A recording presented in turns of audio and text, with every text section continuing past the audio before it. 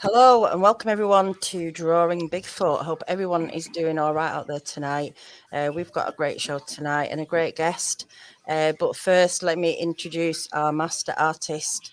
Is Larry Batson. How you doing, Larry? I'm doing, I'm doing. You, you doing? That's I good. feel better than a possum in the middle of a trash dump. That's got to be good. That's got to Yeah. be a good feeling. And our guest tonight, all the way from Michigan, it's Bigfoot Michigan, Rob. How you Yes, doing, hi. Rob? Hello, Also, Daniela. Hi, hello. hi, Larry. Hi. I was going to say also of Trinity Paracryptid. We'll get into that and what you're doing over there. The Sure. shows that you're doing with Tex. Um, oops, no worries, Kerry. We'll probably see you in a bit anyway. Kerry just joined us briefly, but he went.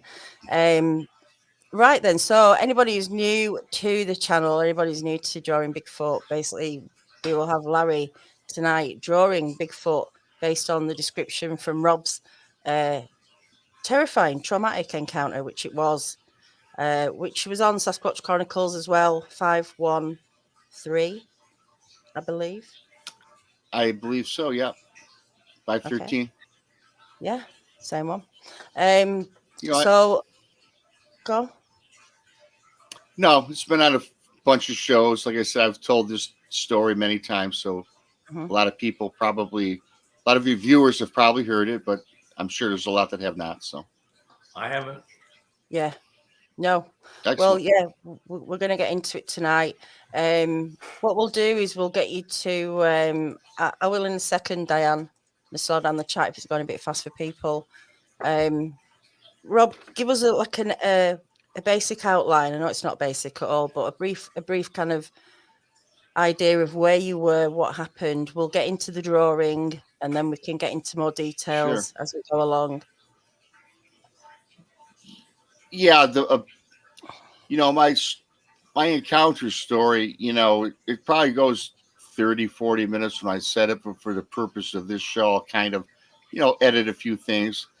But I'll give your audience pretty much a good overview. Um, my encounter that I had was June of 2018, and I went with my girlfriend to Cadillac, Michigan, and in fact, we went to Lake Cadillac. It's a pretty substantially sized lake. I don't know like the acreage or anything, but it's very big. And my girlfriend had never fished before, so I said, "Hey, this would be a nice little excursion for us." So I went up there, rented a boat. I got a small little bass fishing boat, and we proceeded that day to do some fishing. I think it was like the 12th. Yeah, it's like the 12th of June, 12th to the 15th. I should remember the date, but it's one of those 2 days. So at any rate, we proceeded on Lake Cadillac doing some fishing, and we weren't really catching anything. And Lake Cadillac is really built up. A lot of homes, a lot of businesses that surround the lake. It's a lake where people go to. You can dock your boat at various bars and restaurants. There's a lot of shops, so it's a relatively busy lake unless you get out in the middle of the lake. And so what I did was I proceeded down a channel called the Mitchell Channel, and this channel took us to another lake called Lake Mitchell. Now, Lake Mitchell is a sizable lake, but it's a lot less. It's a little bit smaller, but there's a lot more. It backs up to the Manistee National Forest. So now you really see some beautiful scenery. You see the forest. There's a few homes built along the entire lake, but they're more spread out. It's not as congested. There's no businesses along there. So I proceed down to a bay southwest of Lake Mitchell. They call it Mitchell Bay, which led to a creek called Mitchell Creek. So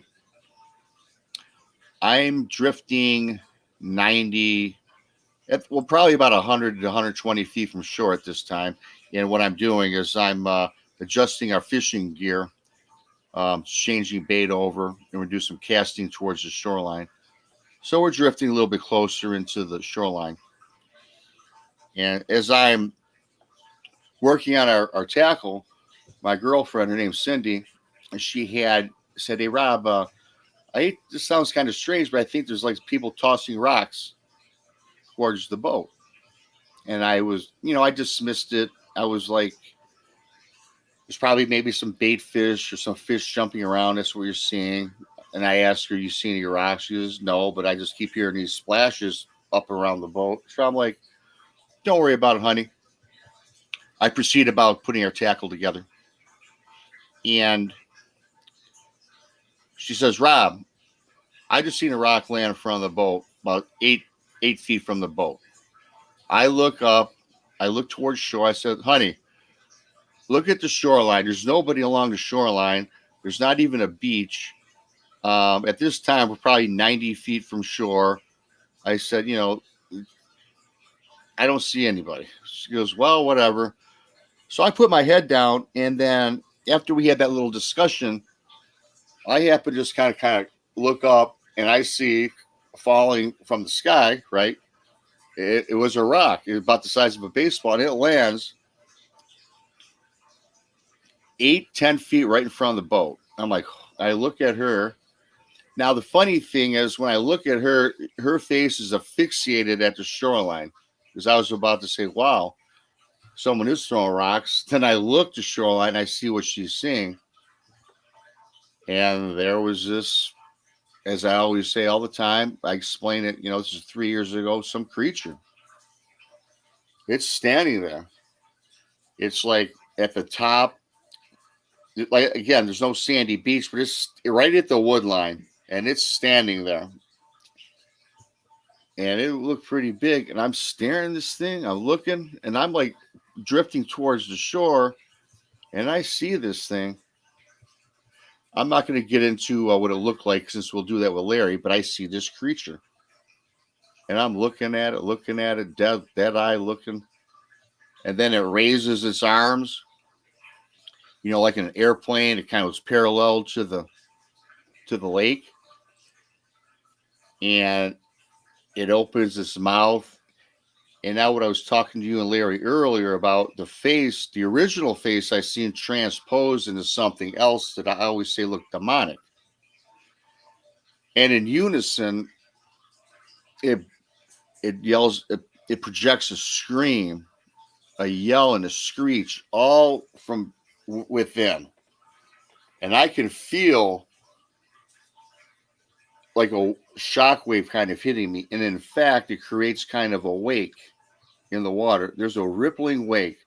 Now, this boat that I rented wasn't like a Ranger bass boat. It was maybe sitting 6.5 inches out of the water, more of a flat bottom boat, just to tool around on. Creates a wake.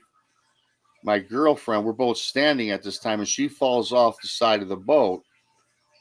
And as I'm looking at this thing, I cannot break free from what I'm seeing. And in fact, when I try to move, because I hear her scream, I hear her fall in the water. And I'm trying to get to her, and I'm like frozen. It's kind of like even time stopped. And even what I was seeing now kind of was like a grainy, it was kind of like, it's really hard to explain. It was like everything kind of stopped, and it was a grainy visual, right? But I'm shaking my head, and I snap out of it. Now I can see clearly. I get over to Cindy. I help her, assist her, get her in the boat. And I'm like, what can this thing be? So now where I get the most scared is I look toward the shore. This thing's gone.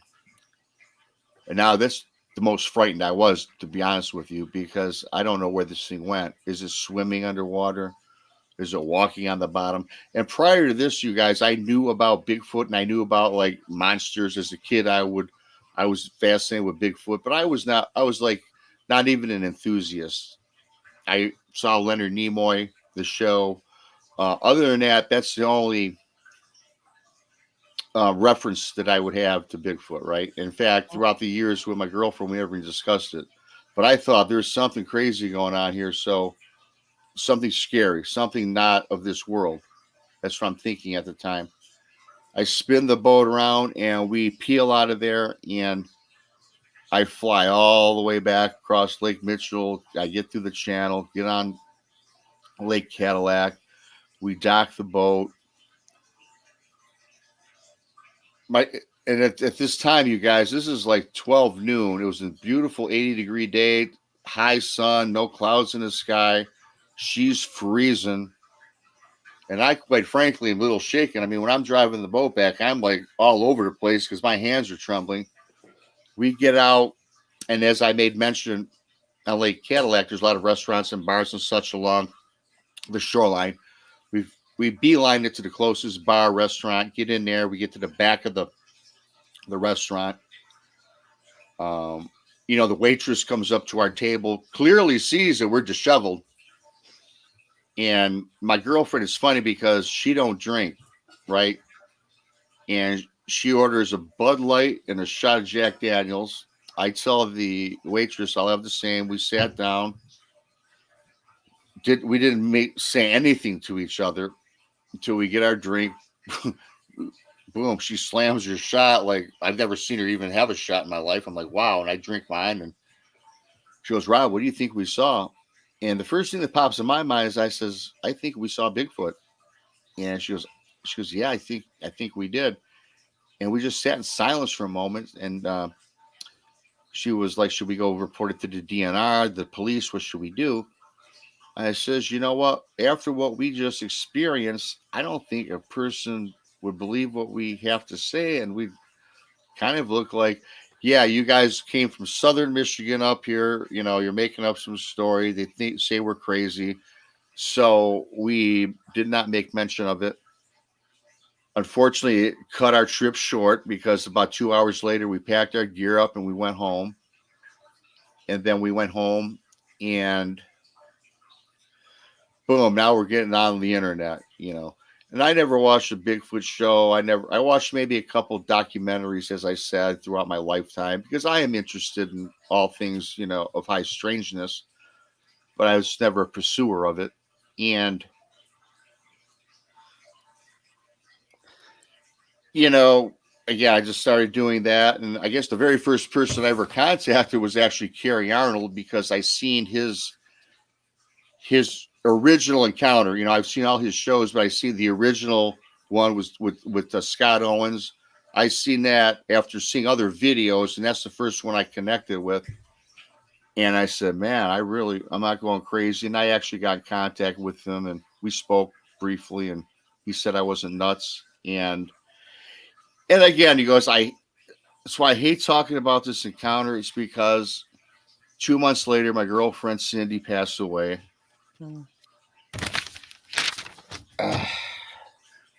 I know it is a hard one. I know. And I hate to sound like a baby, but God, it's been 3 years. But man, it was just like, then I blame out Bigfoot. Bigfoot killed my girlfriend and shit. And it's such a so anyway, it's tough. I've been telling this story for so many years, but it hits you sometimes, and hey man, that's why I'm glad I do what I do today. I'm glad that I got to talk with Kerry. I hooked up with Tex, a few other great people, and help you through it. I'm not traumatized so much over seeing Bigfoot, but I lost someone I loved 2 months later, and I associate the two together, and that's never going to go away. Yeah, it's a hard one, isn't it? There's so much involved there. There's a lot of Native American tribes that believe that if you make eye contact, that you will pass away, and shortly after that. That's just Native American beliefs. Larry, I've heard that too. And the thing is that when I started really getting in depth researching it, I found out that I probably got hit with infrasound. That explained why, I was stunned. I couldn't move. How other predators, lions, tigers, Just seeing something you've never seen before. Yeah. Your head must have been all over the place. Yeah, you can't process it. Your cognitive thinking is all out of whack. I mean, that's something you've never. if I, I'd never seen a lion, but if I saw a lion, I wouldn't have like freaked out or said, wow, because I know what a lion is.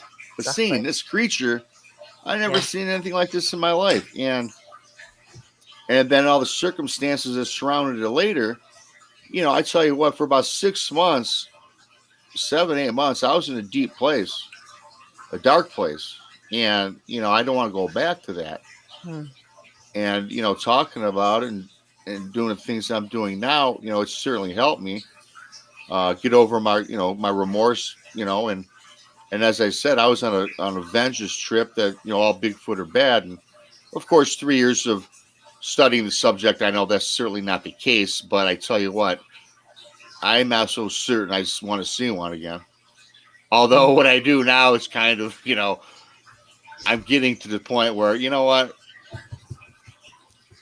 let's do this thing. So it's kind of therapy, isn't it? Maybe this is what a lot of people want, isn't it? Let me I'm just going to go off. I'm back.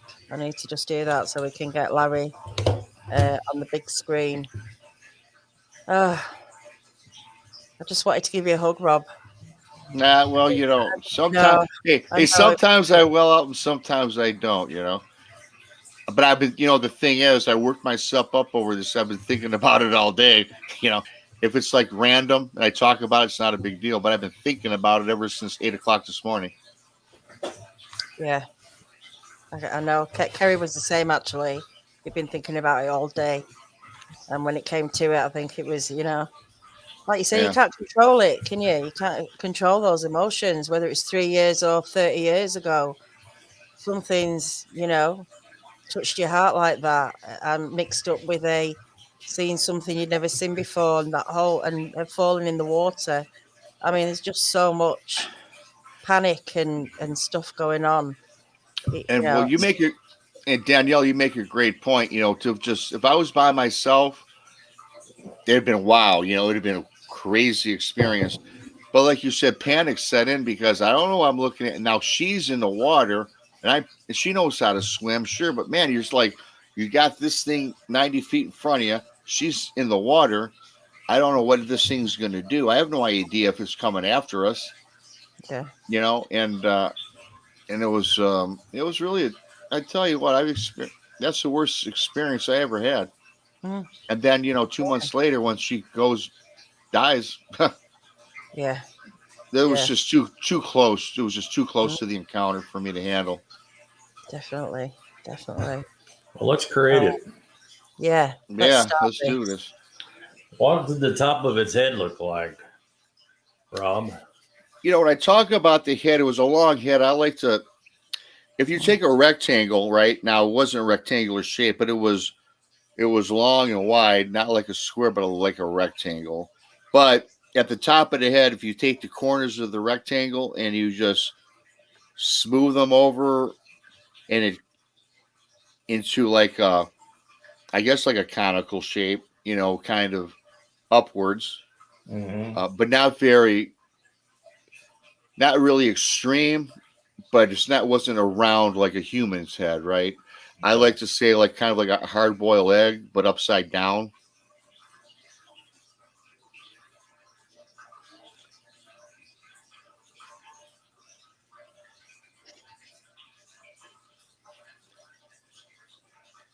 Is that close? That's, that is pretty close. And then what happens with the side of the face, it kind of goes straight down, right? If you're going to continue down.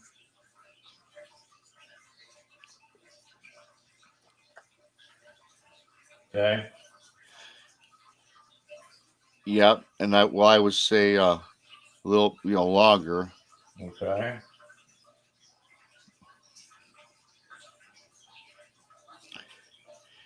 Longer yet? Yeah, a little longer. Okay. And now when you take, as it's going straight down, if you were to start slowly sloping it in toward like where its chin would be. Yeah. Was the chin pointed? The chin was rounded, not pointed. It's not like the bottom. It was not like a bottom of an egg, but it kind of flattened out.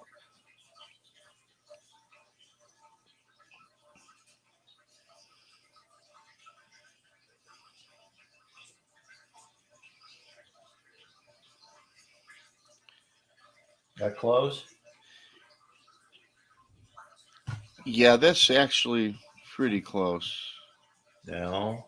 But what do you think should be different? Well,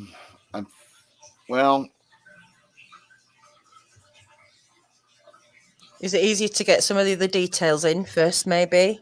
Well, no, I mean, see, now that I look at it complete, it seems like the head was a little longer, but not a lot long. You know what I mean? It's like it seems too narrow. It seems too close from the top to the bottom. It seems like the bottom still was down a little further. Okay, well, because of the length of my paper, I'll start. No, well, no. What you have right here, if you drop this section here at the bottom, maybe half inch down, like the outside down, that's all. Just extend that down a little longer. That's all. Not, yeah.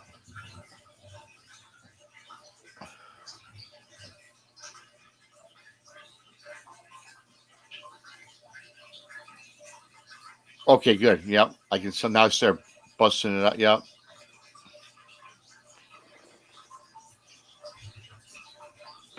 Yes. Yep. That's a lot better. Is that it? Not, yes, pretty darn close. Yep.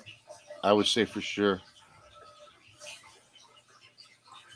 Okay. Now, did it have a brow ridge?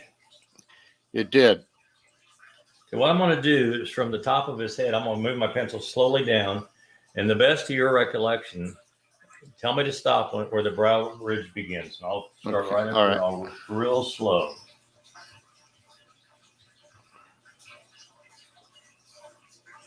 Right about there. Was it thick? The brow ridge was, hard to guess. I mean, Sure. It wasn't thin. I mean, it was. You know how you ever see the movie, the original Frankenstein? Yeah. Boris Karloff, that Frankenstein monster. It kind of reminded me of that.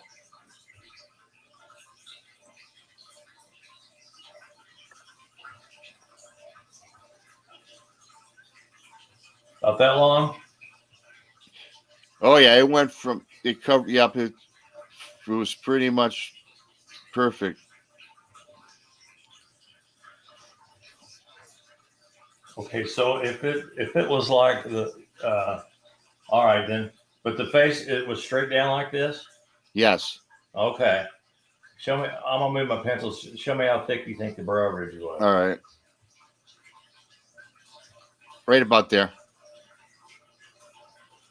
And it curved down, I assume. Yeah. Yep. You know, it wasn't totally straight like I mentioned Frankenstein. I just remember how it kind of protruded out like that. Gotcha. I'm really old, so I remember all those movies. I used to watch them and wouldn't be able to go to bed because I'd have to walk in the dark up through our stairway. So is that accurate? That's pretty accurate. Yep. All right. The eyes. What do you remember about the eyes? Now the eyes, before you even start drawing, I'm going to tell you what I seen. Now, when I looked at this thing in the beginning, it kind of reminded me. Well, the eyes were, you know, a playing card, a diamond, like a deck of cards. You have a diamond. Yeah. Now, if you were to take the diamonds and turn it sideways. Yeah. Now, with that being said, though, there was no. It wasn't pointed. Like if you were just to take each of the four diamond ends and kind of round them off, it kind of looked like that. Okay. Were they big? Well, yeah, like I said, the center of the eyes was wide, and then of course, as the diamond would taper off, it would taper off, and the eyes were bigger than a human's eyes. Like okay, probably, that's what I was after. Yeah. Okay. This vicinity, I assume. How far apart? It was from the bridge line, from the brow line to the bridge line. You probably got a half inch, no more than an inch. Okay. So I'll do this test here.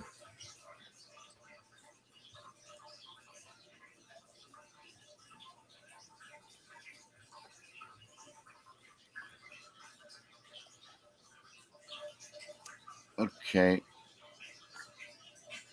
Well, here's the thing with this thing I seen. The eye was probably a little bit bigger, but I always, like I said, when I told my encounter story here on this show just now, I edited it a lot. Yeah. It kind of looked, the face was kind of Down syndrome-ish looking, and no other word I can explain it, but the right eye was lower than the left. It was kind of, and the left eye drooped at the bottom a little bit. So you take that diamond, like I described, and it was offset from the left eye, but it also, at the bottom, it tended to droop down a little lower. But they were not equal, like ours are equal, right centered.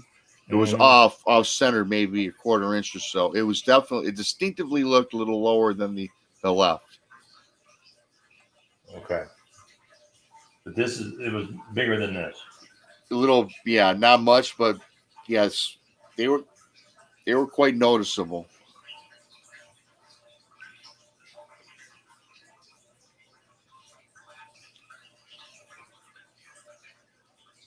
Is that accurate?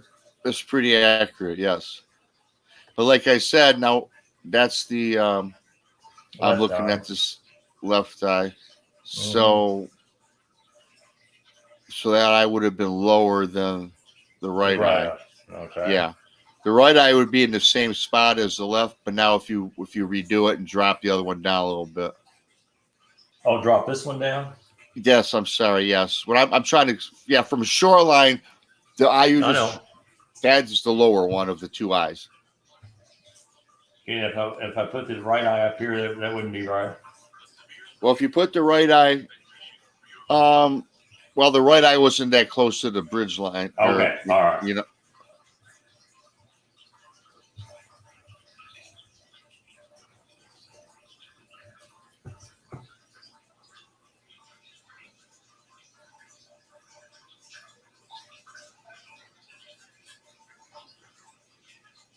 Dang it. Does that count for this word jar? Yeah. Oh, dang it, it does? Yeah, twice now. Jesus Christ. I'll let you off this time, Larry. Oh. All right.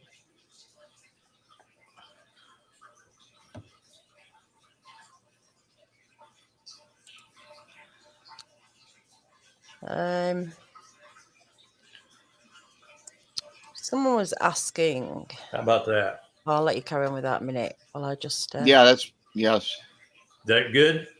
That's good. Now, of course, the other eye's lower, right? Well, no, I actually know that eye that you just drew. The eye you just drew is actually lower. Oh, that's still lower. Okay. When I'm looking at it from shoreline, that eye, so that would have been the right eye, right? I'm sorry. That's all right.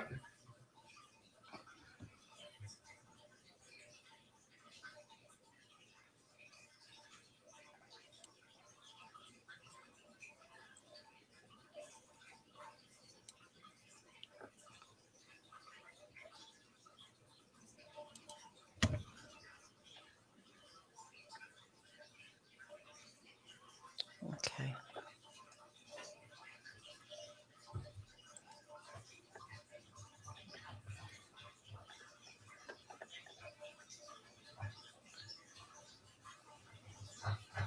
I know what you're saying in my brain.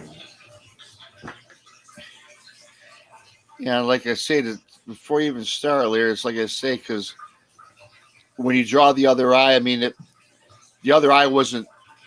When you draw the other eye, it's going to be higher. It's going to be too close to the bridge line. So this eye, if you dropped it a quarter inch, yeah, I mean, we'll be good. Oh, okay, yes. From like right there. Yeah. Okay.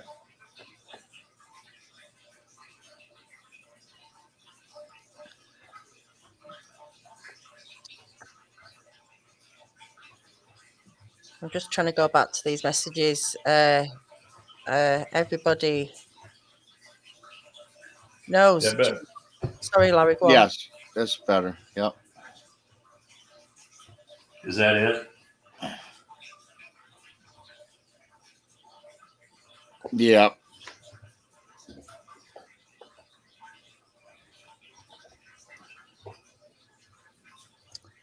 And this one's higher. Yes. Everyone in the chat, we all know Jean Hudson. She's a regular in all the channels pretty much.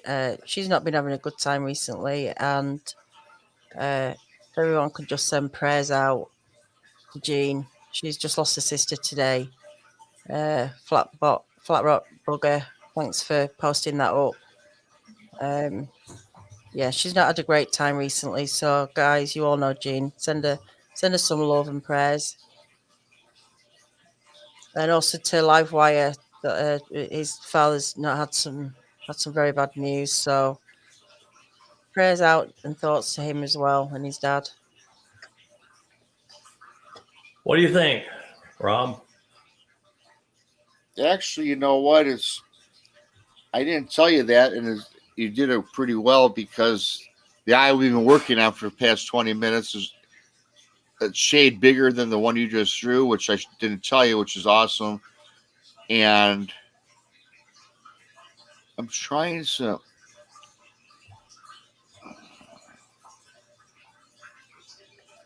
Yeah, it's pretty close. I'm trying to explain though, because the one eye we've been working on it.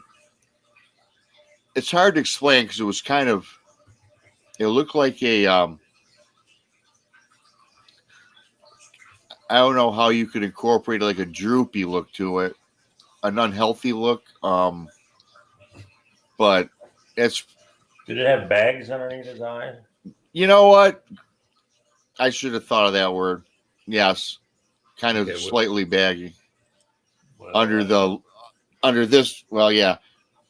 Yeah, we'll get that. Okay, that's not a problem. Okay. Now the nose. Well, you would probably start it. Obviously, it would start between. Yeah, work your way down. Right about there. Up a little higher. Right about there, yeah. Was it? Well, just describe the nose to me, and I'll see what happens. Well, the nose is going to come down kind of thin before it leads to the nostrils. And then the nostril, when it plumes out, they flare out. Yeah. The main piece, how I know all our noses, I guess it's the bridge when it comes down, maybe an inch, and then when it goes down, it kind of the rest of the nose flares out to the left and right. I'm gonna move my pencil. Tell me where it ends. Right about there.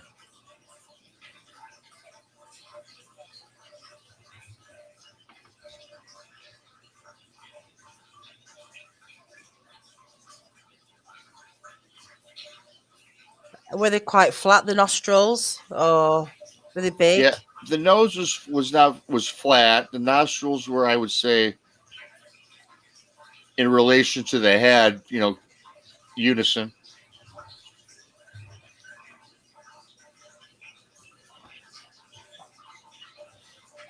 Is that close?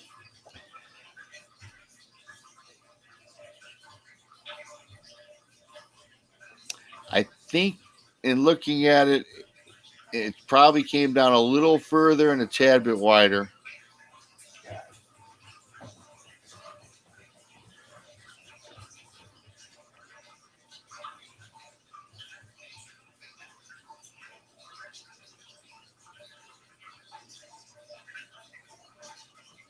Like that? There you go, yeah.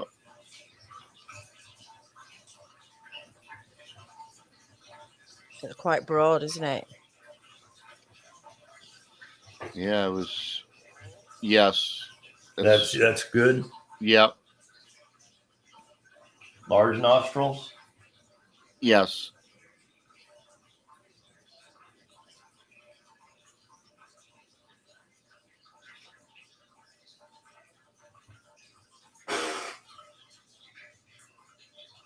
Yeah. What do you think? Yeah, it looks pretty close. I mean, as to what we got going on right now. Nose wider. I'm just trying to.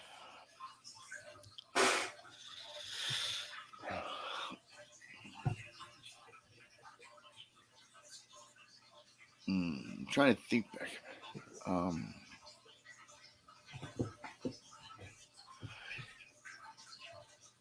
Well, actually, the nose isn't wide. It's when you finish it, when you finish the bottom of the nose, it'll come down a fair amount. You know what I mean?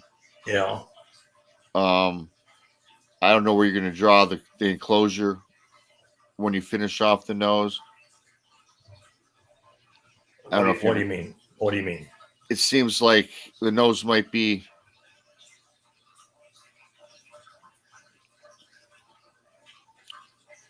Do you want to maybe work out where the lip is to give you some sort of? Well, that's what I've been doing in my head. I think that nose was a little bit, according to the drawing. I'm picturing this thing in my head. It seems like the nose was a little bit wider. Okay.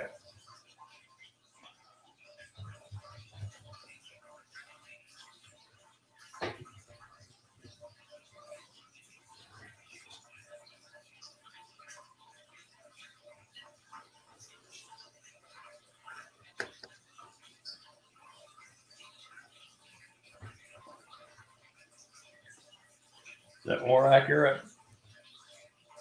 Yes. Yeah. I need to make it. I'm sorry, this side is not. Hmm.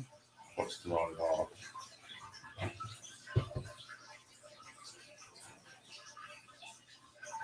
It's not easy, is it, Rob? Trying to describe. Well, no, it's kind of difficult to describe. I mean, not difficult. It's just, it's a challenge. And the nostrils were large. So is that wide enough? Do you think? Yeah. Okay.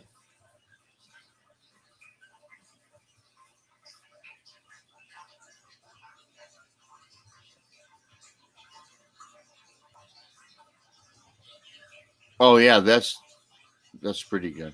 That it? Yeah. Mm-hmm. Okay, its mouth.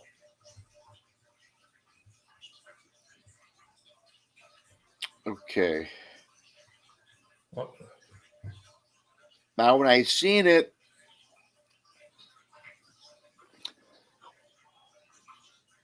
the mouth was slightly open because I did expose teeth. Now, but I do want to tell you, which is pretty important, that I didn't see the ears on this thing because it draping down the side of its head was hair. Right. But the mouth extended for the entire head. I mean, mouth. I mean, it went probably from ear to ear, and I'm guessing that's where the ears were. And let's move down from the bottom of the nose to where the mouth would start. That's remembering.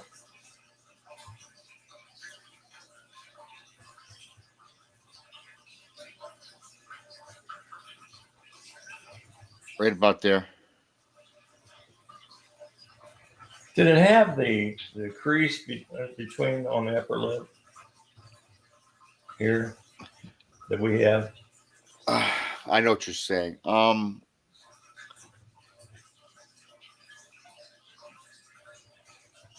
It probably had a slight one because when I did see it, the mouth was open, somewhat. So I don't think it was straight, like a straight rule. No, there was some definition in the center. Okay. Did you see its teeth, or was it just? I've seen the teeth. Yeah. Okay. So you say the mouth went clear over to here? Do you think? I would say so. I mean, what I seen was all mouth. I mean, I literally from one side to the next, but I don't. But again, it was hair flowing down. Sure. covering it. Let me put it to you this way: when it opened its mouth, it looked like you could fit a bowling ball in it. So it's pretty engaping, pretty wide. Okay, so when you first saw it, and you could see teeth. Let's see how wide the mouth. Like, was it in this vicinity? What the yeah, The about bottom the of his mouth. maybe a tad bit further More? down. Okay.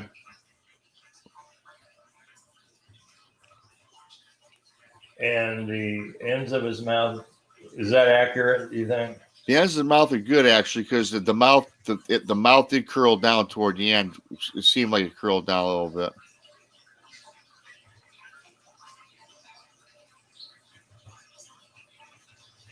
What about that?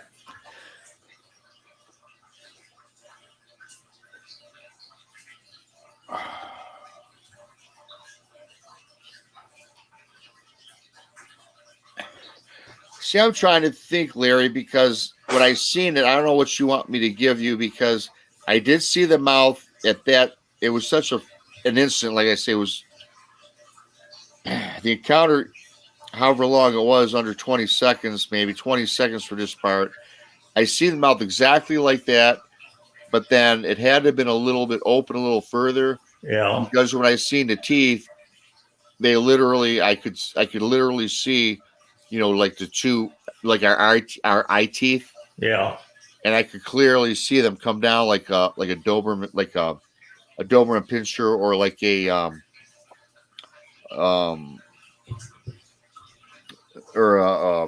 a German Shepherd.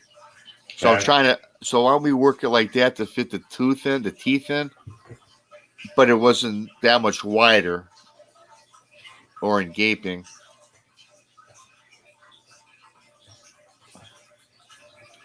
Teeth that size? Yep.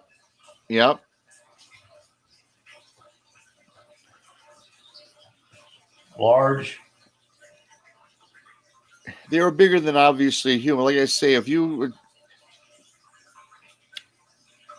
like I say, they reminded me of a German Shepherds, but obviously a little bit bigger. Obviously with the size of the head. Yeah. Yeah, that's good right there.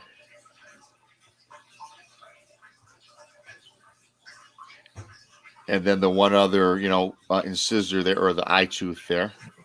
Okay.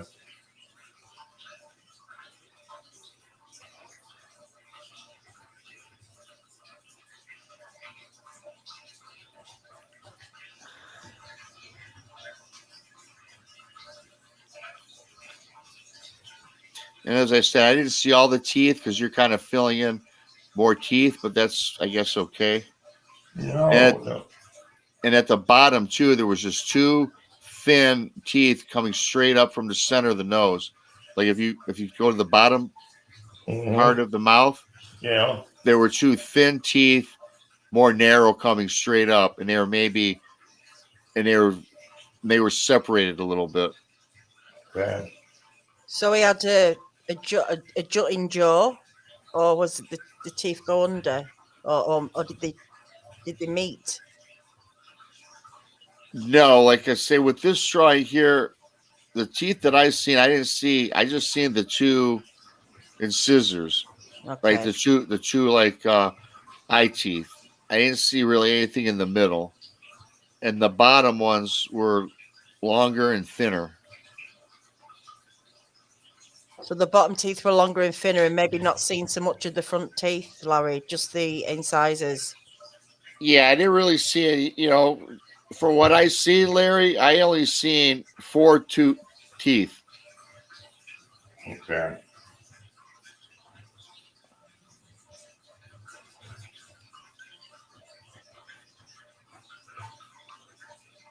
And they were like our teeth, our tooth that's a little pointed, the eye teeth. Mm-hmm.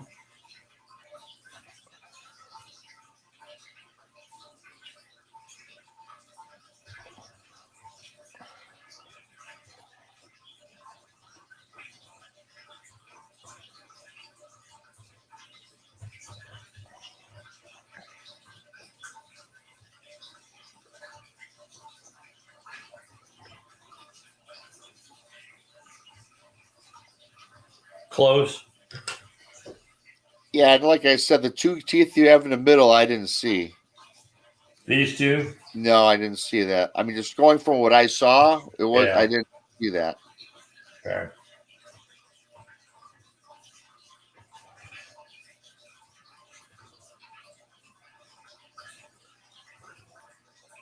Colette, if you refresh the screen, I've put Larry's. It's an email address. Use that email address in PayPal if you'd like to give a donation. That would be wonderful. I've actually just put the address in the description now, so you'll all have to, if you do want to make a donation to Larry's wildlife, his exotic animals there, check out the description because the email address is there.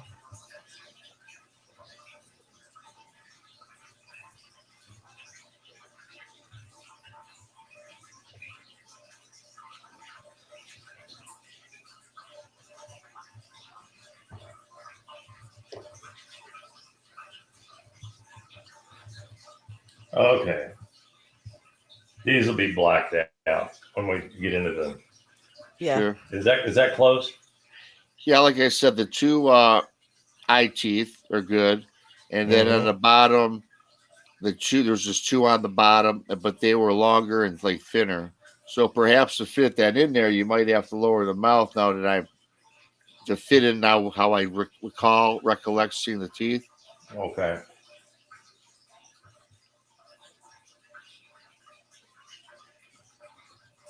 Yeah, overbite. That was the word I was looking for, Ruth. A little bit of one, maybe.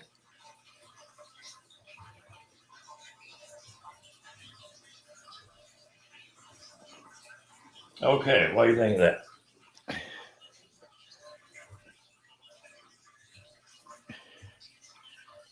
Yeah.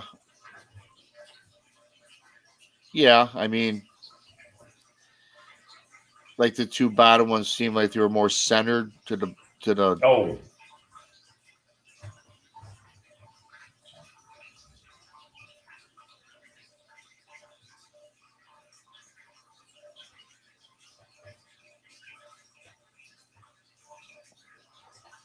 Yeah, More there like you go. that. Now they were definitely like, yes, the bottom were exactly like that. And again, there was no teeth in the middle that I saw, and Okay. just the two canines. Okay. All right. Well, when we do the Yeah.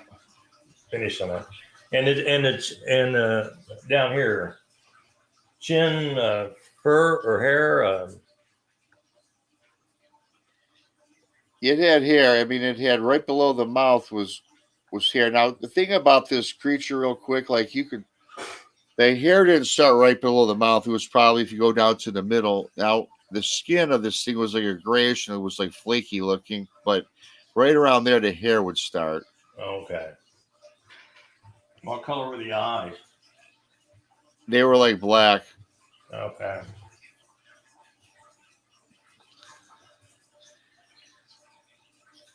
All right, let's take it home.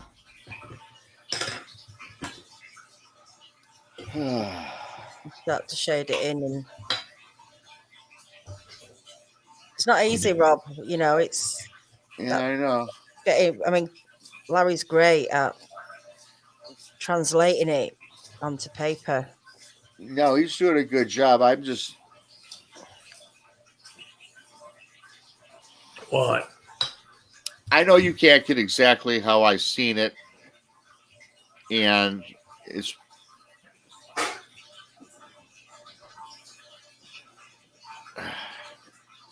We can get really close. You can do it. You can do it, Rob. If you. Where's the thing? When I seen it with the mouth like that, then really wide open. It's like I'm trying to picture back to the first like 5-6 seconds. What do you want to change if you could? To be honest with you, I think the mouth, because the teeth still aren't doing it for me. It seems like the lower part of the mouth should go down a little bit more, and the bottom two teeth should be like longer. So it seems like really the mouth should be open a little more, from the bottom. Sorry, Larry. I mean, it's like No. You don't apologize. It's been a while since this has happened. I mean, don't worry, you won't bruise my ego. Larry would definitely prefer to get it right. Yeah. If he can, as right as as close to as you can get.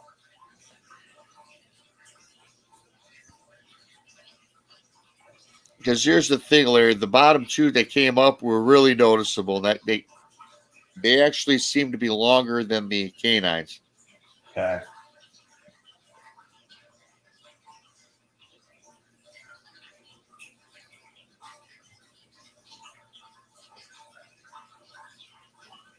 Okay, yeah, no, that's more like it. Yep.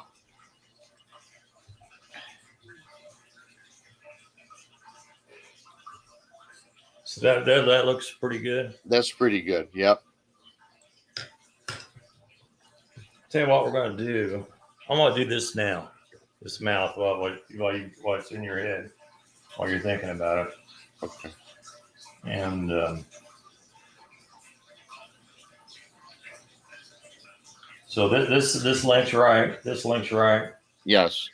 And this with the mouth like this is correct. Yes. Okay. And these are correct. Yes. Okay.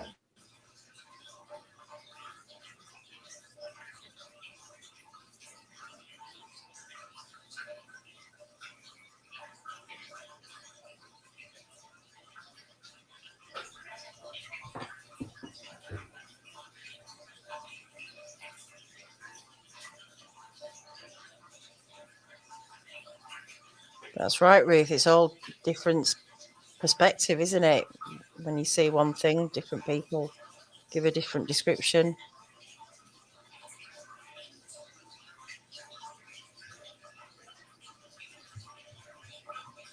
I think everybody we've had on at some part of the face has been just difficult to translate, to get over. But we've got there. We've always got there.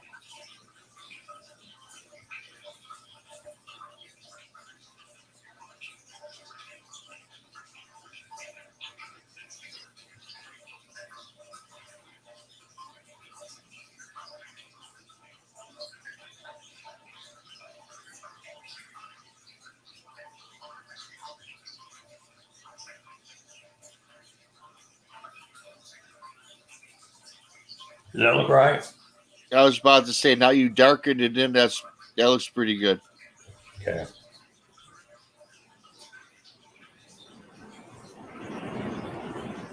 It definitely does come together more as well as it starts to get shaded in. Mm-hmm. You'll see it coming more.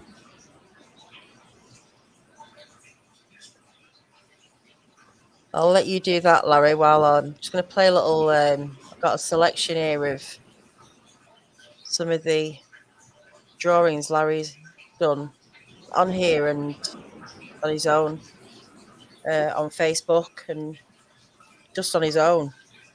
He's done so many sketches of these things,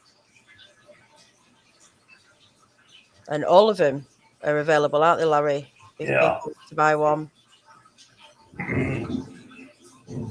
there's some great ones. Yeah, I like those. Those are cool.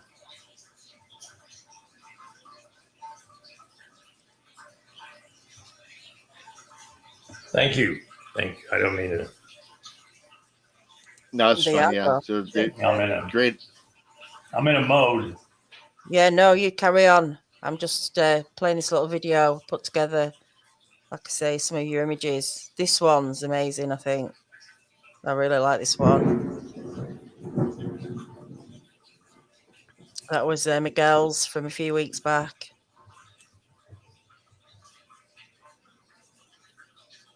Kerry's, the one Kerry saw. Wow.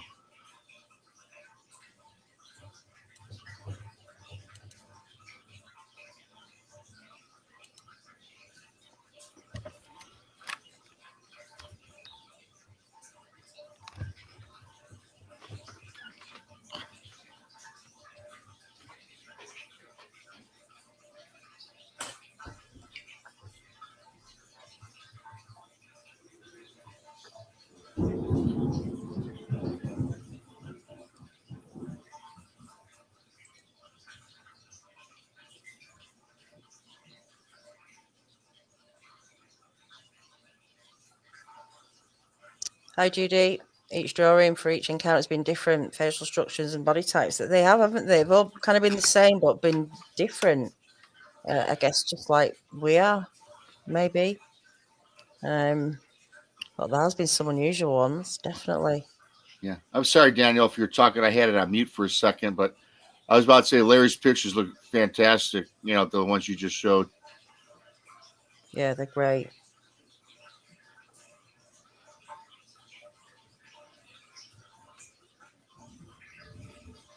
Yes.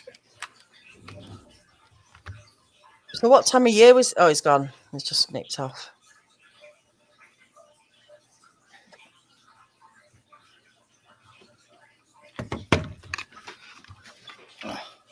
You're back. What time of year was it, Rob? This was June, like I said, June 12th or June 15th, one of those 2 days of 2018.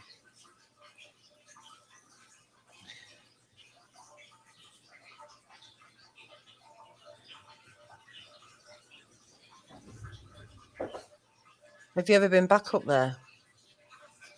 I've been in the vicinity. I haven't, done any. I haven't been on the trail or anything like that. I've talked to a lot of people that have been out there that have had.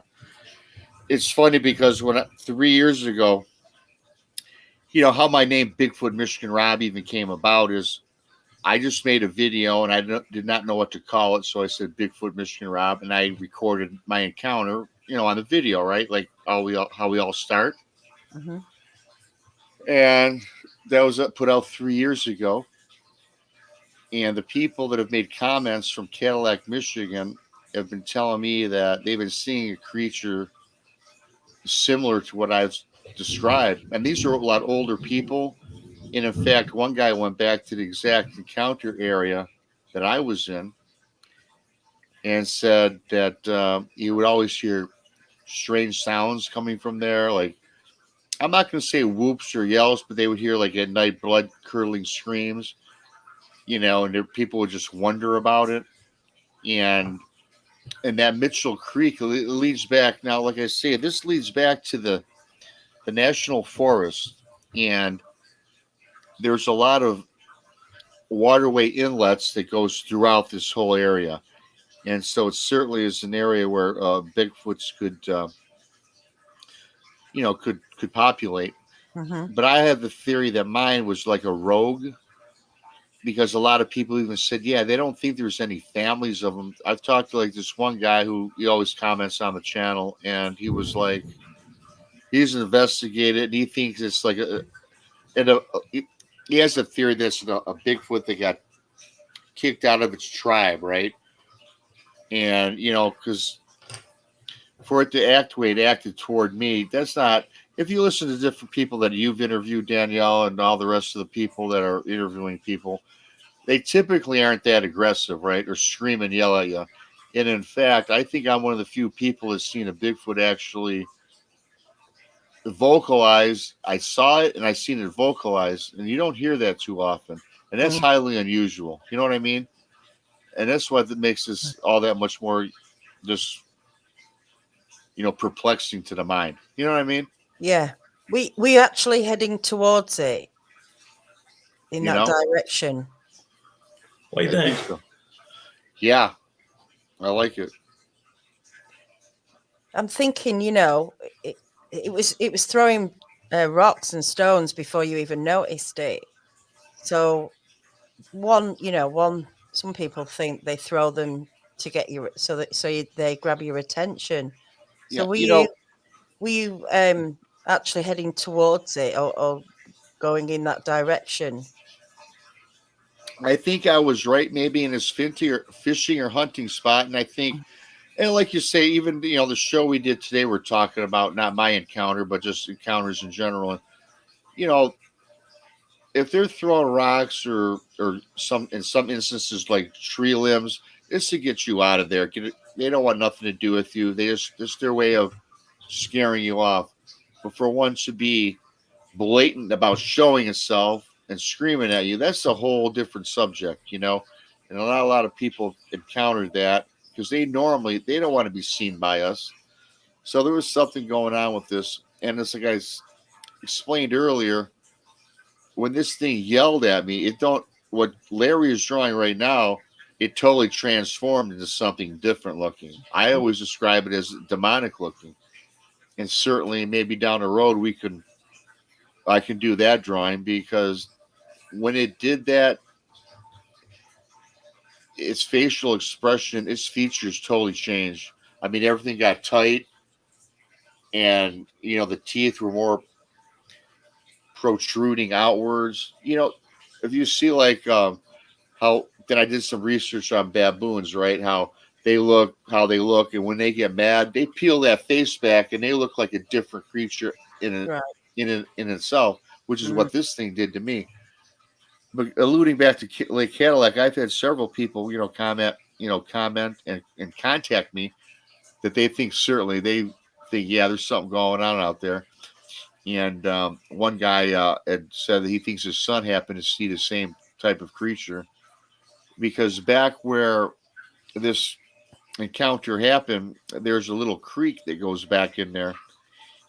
And back in this creek area, there's like netting, there's like traps, like fishing traps were like kind of made.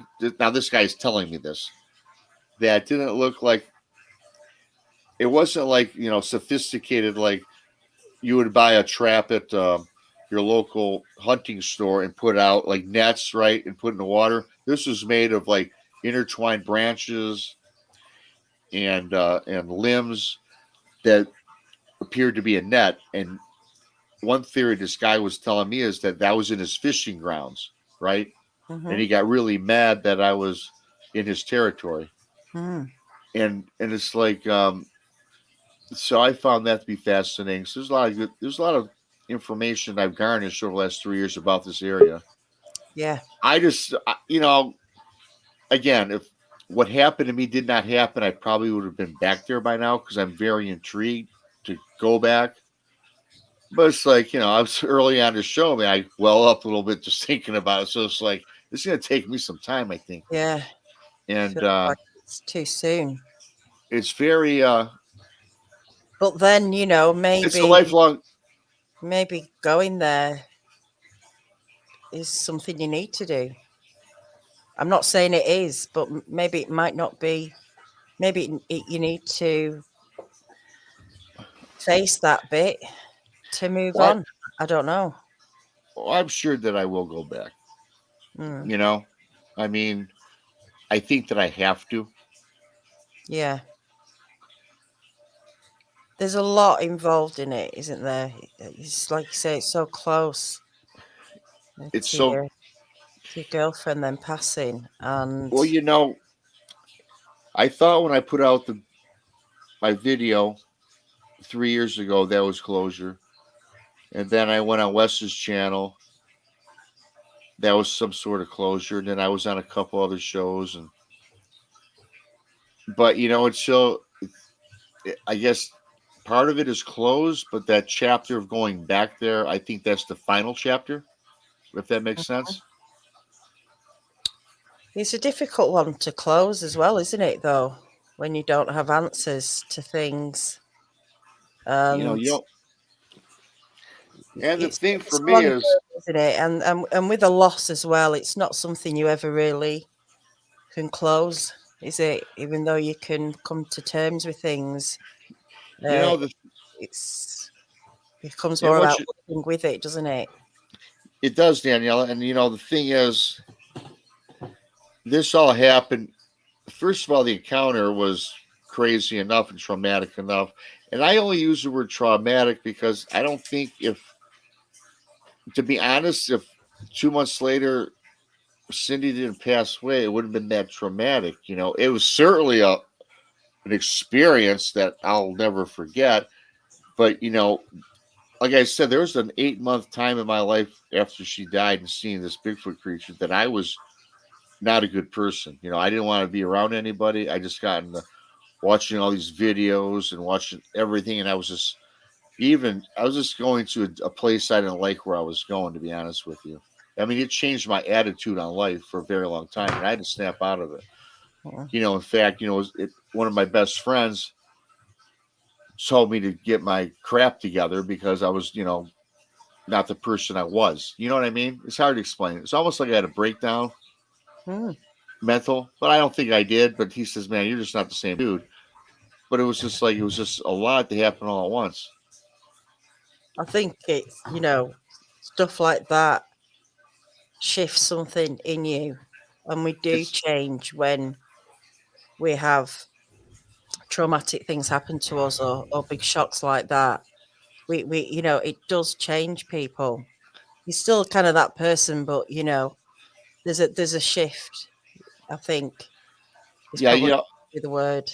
I think shift's a good word. It's a different paradigm. It's like I was the same person, but I like isolated from people. Mm-hmm. I wanted to be left alone, and I just would be immersed in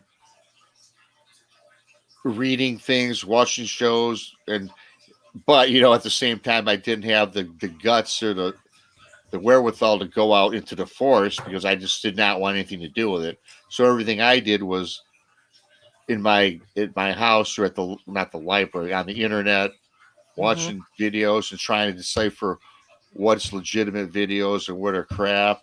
And then all these shows started coming out. So I finally found a couple that I thought were pretty good, such as yours, Carrie's, and a few others. And then I started, coming out of my shell a little bit. And then time heal, time heals a lot of wounds. But my biggest thing is I thought that, I associated with Bigfoot with killing her. And I had a lot of hate in my heart, right? Mm. Which I'm not a hateful guy. I'm a pretty mellow, laid back guy. And that's when I say I was a different person, that was what I did not like about myself. Mm. And now I'm normal now, but still like I said earlier today, it's just still something that's not going to ever leave me.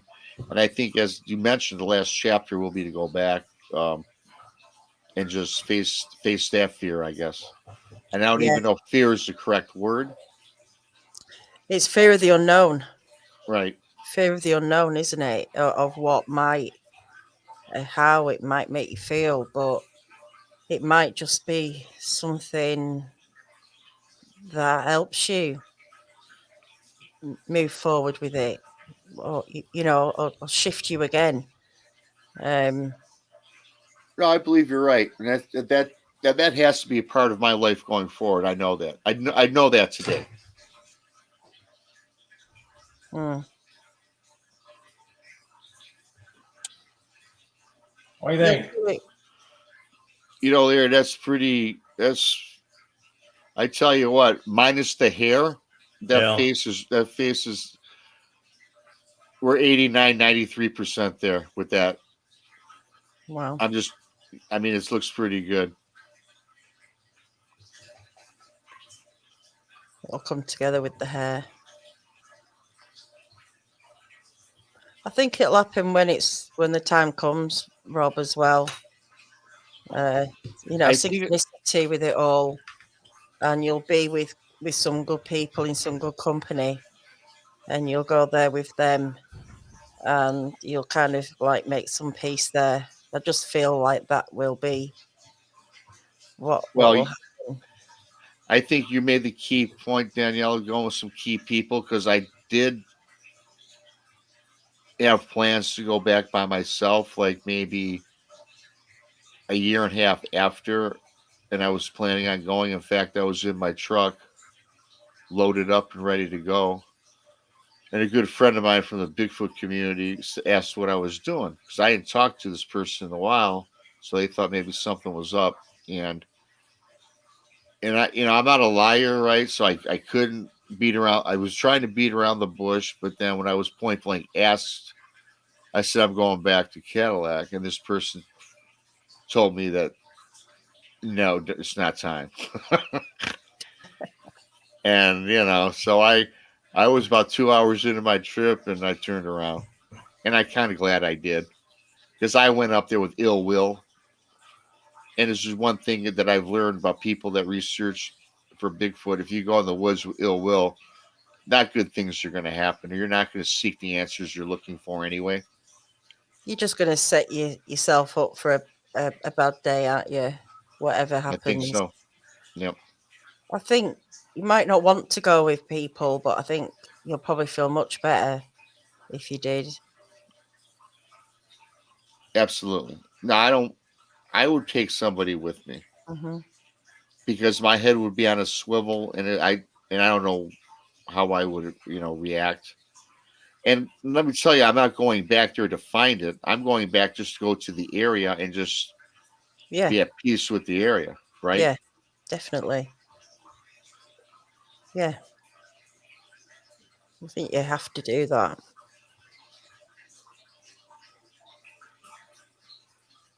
I think you will. I think you will. Daniel, I will. When? I don't know. I'm in no rush, but it's going to happen sooner than later. Yeah.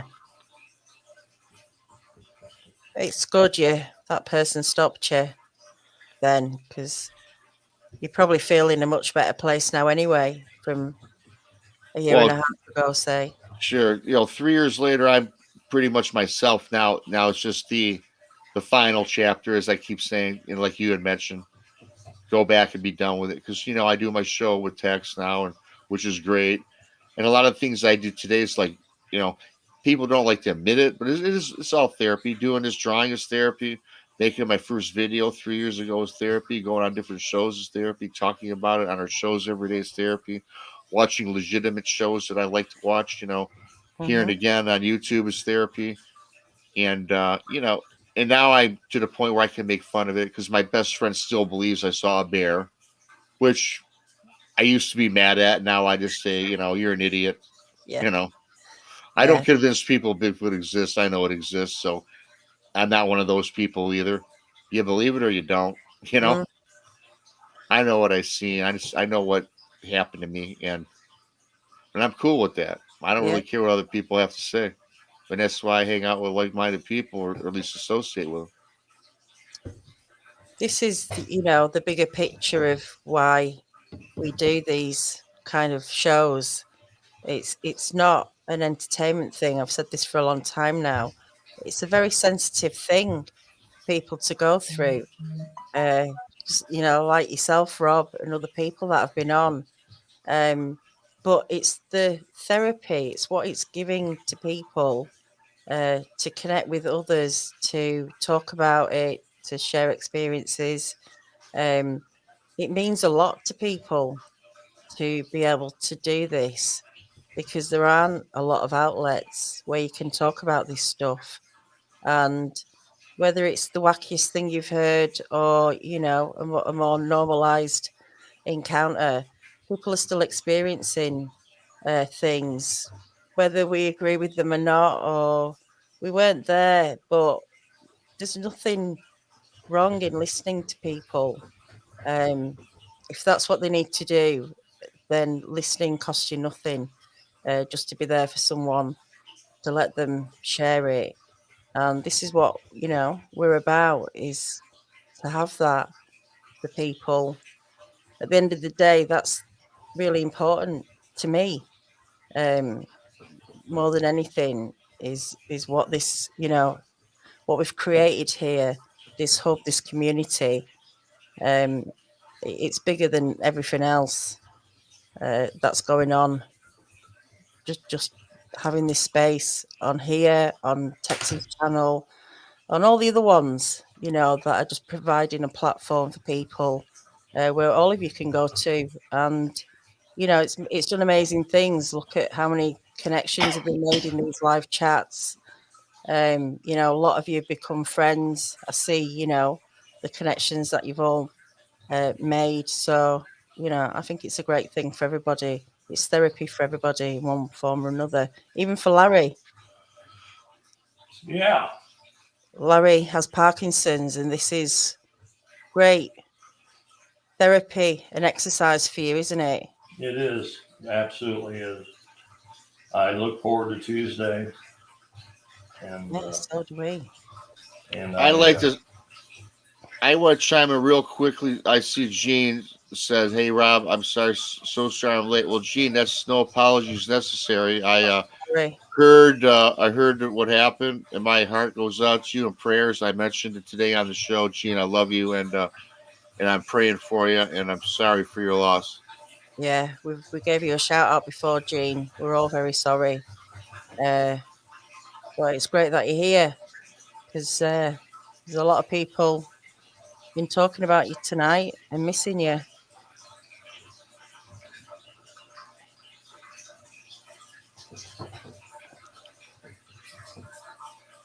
So how's that looking, Rob? Getting there? Yes, for sure.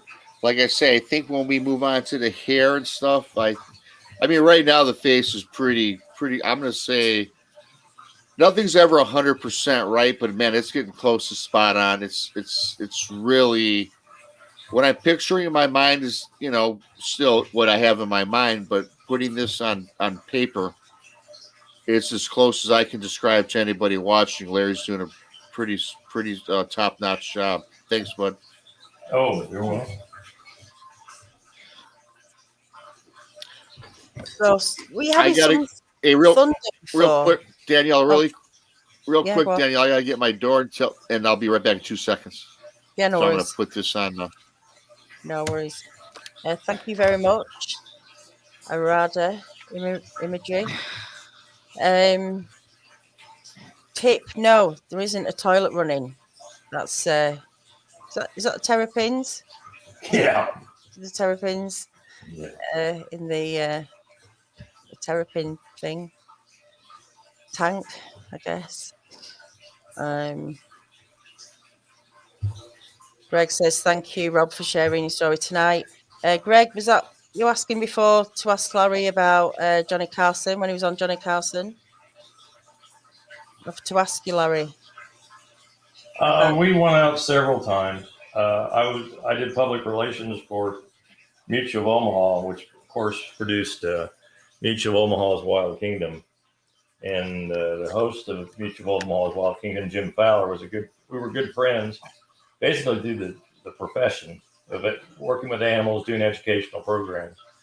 So I went out there, I don't know, 4 or 5 times, and we do Carson, we do Today's Show. Regis had a show out there then. Mike Douglas, Merv Griffin, a bunch of them. So I bet you got some stories. Oh, there's a couple.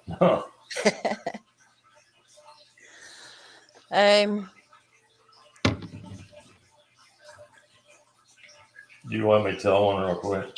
Well, I was just going through the chat there, but if you can draw and talk, I'm sure you can. God. My hair is not blonde. Oh, damn! I have to get the square jaw out for that. Oh, we've got Kerry. Hi. Hello. Hello. How's everybody? Doing good. How are you doing? Doing great. Looks good, Larry. Oh, thank you very much, Kerry. Hey, Rob. Hey, Kerry, how you doing? How's my internet? Is it okay? Yes, good. Sound good. Okay. Seems like I might be on a little bit of a delay. I might have trouble coming over. All right. Just popped in real quick. Remind everyone, Larry and his wife, they take care of a lot of animals, exotic animals, but they really don't turn anything away. They keep a lot of stuff, and I know they usually support that, do the feeding and all the veterinary through donations. And since COVID, I think those have gone down quite a bit. So, and Larry takes his time to come here and draw. So, you got a couple of bucks to donate. The link is in the description. I know Larry greatly appreciates it. We appreciate Larry taking his time. We try to help out all we can. Absolutely. So we certainly appreciate everyone that does. I was listening, and I don't want to bring the mood down, but something struck me. I was listening, and I heard Rob say that he was going through and deciding for himself what was legit and what wasn't. And it kind of struck me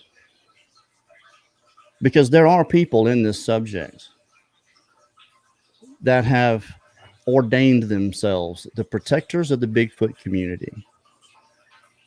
They're going to protect the integrity of the Bigfoot community.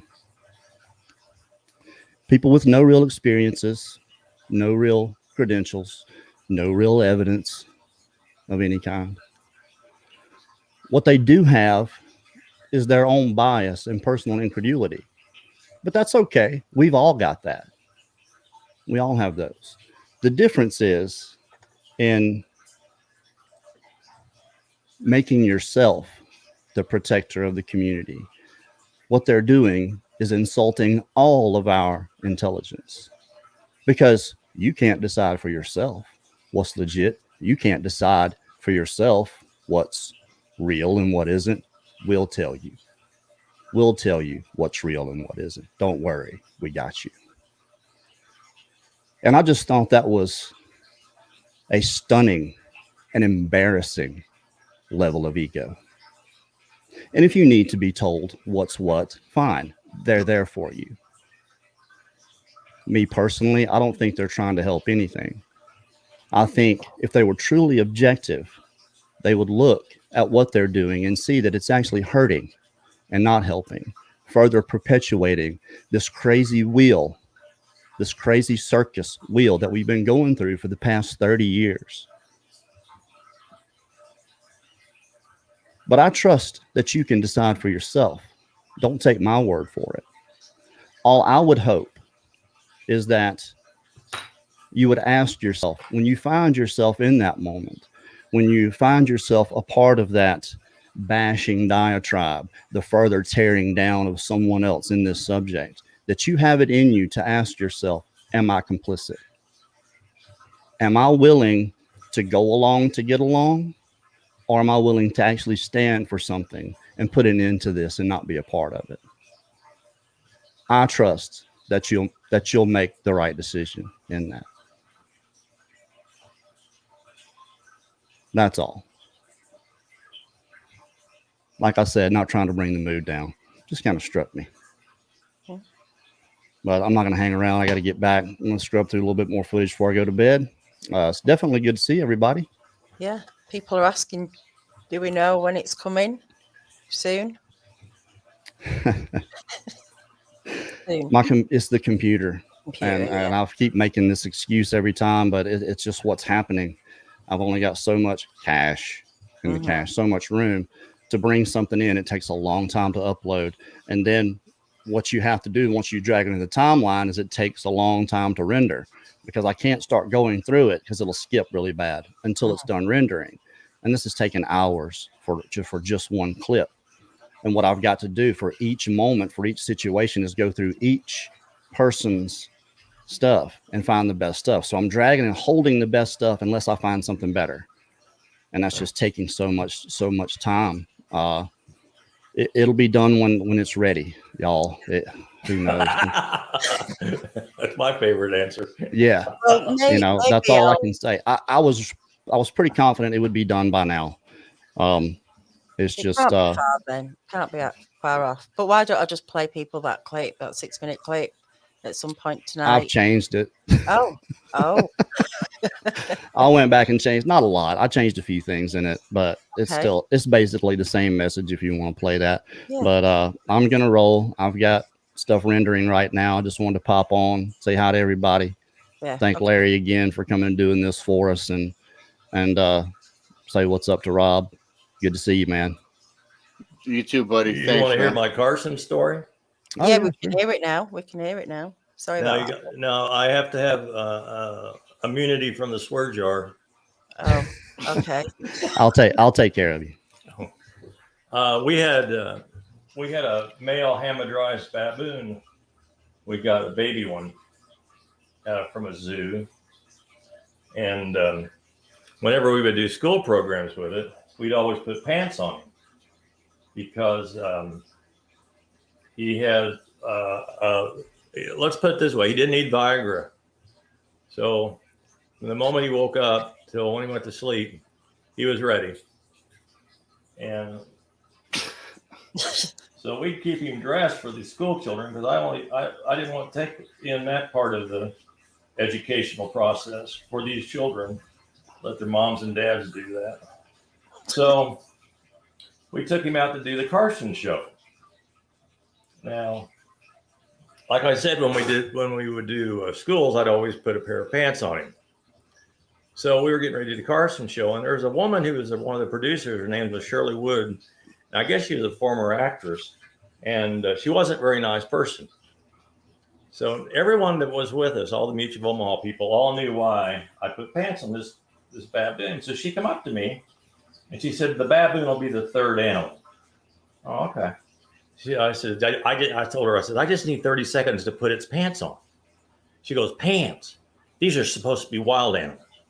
So I'm thinking to myself, I could tell her why. Then again, I could just keep my mouth shut. So I said, "Okay, that's not a problem." So out comes a little baboon, and he sits on Carson's desk, and he's sitting there. And the first thing Johnny comes out of his mouth, he goes, "That's a male, isn't it?" And he said, "Just something told me that was a male." And the whole segment, it had its back to the camera, so the audience really couldn't see what was going on. And if it'd been kind of boring if it wasn't for Carson trying to cover it up with a napkin. Several references to it. So yeah. Well, that wasn't bad. Yeah. No. Hey, we used to have a picture of him, and we put it in our bathroom. So when you sat down on the porcelain and looked up, there that baboon looking at you. Well, all right, Larry, it's good to see you. Rob, good to see you, buddy. I'm gonna back on out. Daniela. Oh, tomorrow night, researcher. No, we got Styles Howland tomorrow night. We got shows all week. Thursday, we got a special we're going to be doing with Scott Carpenter at 6:00 p.m. Central. Friday night, the late show, we're going to have Dave Jennings joining Brad and I there. So we'll see you guys the rest of the week, hopefully. So, hey, Kerry. Hey, real quickly, I just want to comment on something. Like when I had mentioned saying something about questioning legitimacy, me personally, in the very beginning, I didn't know what was or what wasn't. Today, I tend to believe everybody. What I meant was when I first had this encounter, I didn't know my head from the bottom, right? And in fact, I made mention earlier in the show that I finally came across your encounter. And that struck me as, wow, this is a guy I can follow and look up to, which I have. And I am, hell, on our show, we had Kat Hansen on our show, right? And I had no problem having her on, whether people believe her or not. I am open for everybody. So I didn't mean to sound arrogant because I'm not. That's not how I took it. It's just how that struck me and what's been going on in this subject for the last 30 plus years and why it keeps being the way it is. And that the people that watch have the power to do something about that. If they have it in them to ask themselves that question, am I complicit in this? And joining in on this. And if you are, I would have to ask you, why are you really here? Exactly. That's all. And if you don't know who these people are, they'll probably be the ones responding directly to this in their own defense. So, and if they don't, like I said, you guys are smart. You'll be able to figure out exactly who's doing this. They'll be the ones bashing someone else for what they're doing. Well, you know who started it, don't you? Renee DeHenden. Oh, well. Yeah. So that's who started it. That's the grandfather of it. I'm not big on standing on the shoulders of other guys and spitting down at them. So he came before me. I'm not. Yeah. You know. But hey, it is what it is. Like I said, I know you guys can decide this for yourselves. I just hope you consider that in that moment when if you find yourself in that position. So, all right, I'm gonna go. Y'all be good. See you tomorrow. Okay. How we doing, Rob? Looking good.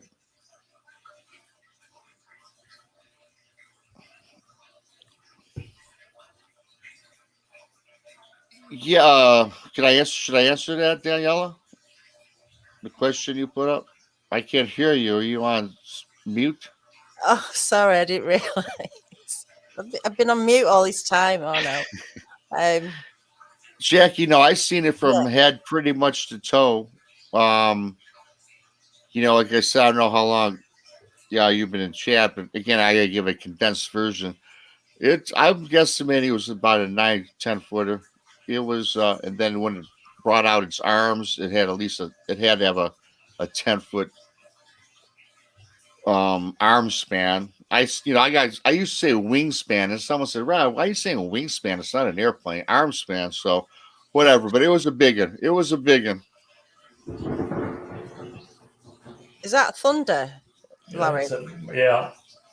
Mm, It's raining in Indiana. yeah. What color was the fur? Did you tell It was us? reddish brown. Oh, right. Okay. Interesting. There's just no rhyme or reason for color. It's not like there's certain colored ones in different areas. There's just a mix match of looks and descriptions. I haven't Motley 71. Definitely haven't seen one of these in England.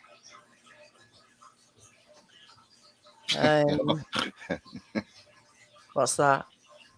Nothing you haven't seen in England. I'm sure that. Well, I've seen some of your other videos. It seems like there's wooded areas. They're not as dense, I guess, or as deep as what we have here in the States. So I did want to ask you about that at any rate. Your forests. Yeah. I mean, I've been out. I went looking, kind of got into it, before I started doing this, before I was even, even looking at Bigfoot Odyssey. And I had a couple of places I was going to and trying to look for signs, trying to just, look for stuff. And we don't have, where there is quite a big patch, I guess. You could call it a green corridor that would travel quite a distance, where there's quarries, there's rivers, there's forest. And I did go to a really, I call it quite a dense location, where there's probably not a lot of people that go around there. I mean, if I'm there, then I guess there'll be other people there. But there was nothing that I could definitely put my finger on, or didn't find any structures. Found a few odd tree things going on, but they're nothing like you see Colorado Bigfoot, those huge X's. Nothing like that, and no big structures of any sort. Lots of maybe bushcraft stuff, just stuff a normal person can get in and out of. So I don't know. I wanted to find something, but I just haven't. So who knows? There's plenty of reports, but for sure. Just not to where I was going. So who knows? I've got some questions coming up.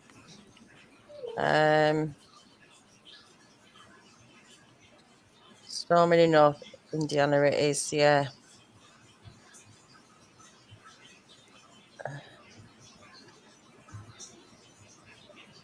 Sorry, I've missed that one. Hi, Rob. Kent Count, where's that? Too? I know the area saw him. Which side of the lake? Where are you guys talking about?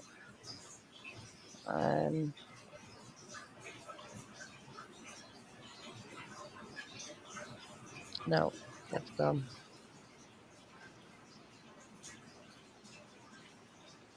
There was hair here. Is that correct, Rob?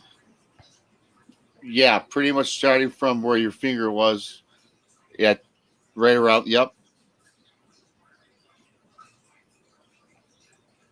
Might happen when I'm on a walkabout, Judy. Eh? That would be weird. In fact, Larry, the whole bottom, it was all hair. Okay. How you? Yep.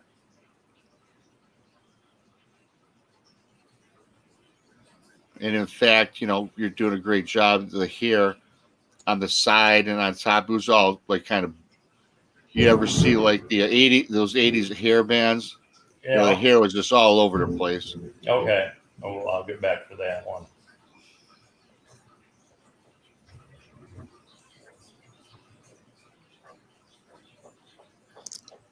That's my dog. You can hear digging in the background. So, did you say long hair or just short hair like that? No, it's like I said to Larry. Like you take the hair was out all thicker, way further off the side of the head, and the hair on top was pretty good. It might have been a little longer, but it was all. If he went out 4 inches, I mean, it was like hair came out and down, draped down. You know what I mean? Got you. It looks like he got like a nice, real trim job here, but Oh, we'll wild it up. oh yeah. I'll add a bit to it. Rob, there have been sightings within the Cadillac city limits from Northern Woods Cryptic. Yeah, you know what? In fact, I'm sure there has been. In fact, like I say, a lot of people have told me since I put out my video 3 years ago, I always get contacts and people say they've seen this and that. In fact, Wexford County is the county outside of where this encounter occurred at Lake Cadillac. And in Wexford County, that is actually known for Bigfoot sightings. And also in my state is like the capital where we've had the most dogman sightings. So anywhere, like I live in a suburb outside of Detroit, Michigan. So when you travel 4 hours north, maybe 3.5 miles north where I live, it's all woods and forests. And then, of course, not including the Upper Peninsula, which has many sightings of Bigfoot. So the state I live in has a lot of cryptid activity and a lot of reports that, I've read or gone over and talked to lots of people on. There's a lot of different organizations that go out researching here in my state. So Michigan is, we're loaded with weird things. Pandora, BVV. Rob, did you see a belly button at all? And where was this sighting again? Roughly, Like I say, it was Cadillac, Michigan, on the shoreline of Lake Mitchell. Actually, it was in the bay, Mitchell Bay, southwest. No, I didn't see a belly button, but I did see the frontal, the chest, much like the face, was gray and short, not much hair on the front.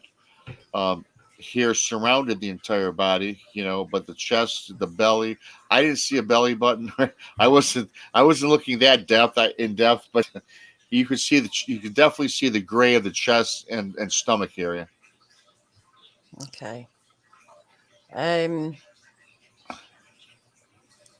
Is that Nazen? Did Rob get infrasound damage? Did you feel anything after? You said you pulled yourself out of it, but yeah, I got hit. Like I said, I believe I got hit with it's called infrasound because my senses were dull. I was like paralyzed. Like when my girlfriend fell off the boat, I couldn't.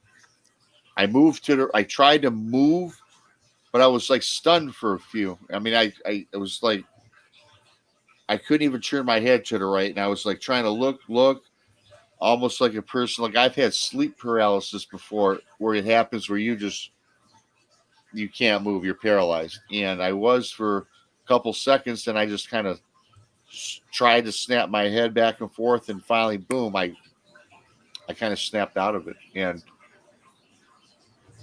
then I was able, then I saw clearly, I functioned properly, and I have had nothing since then.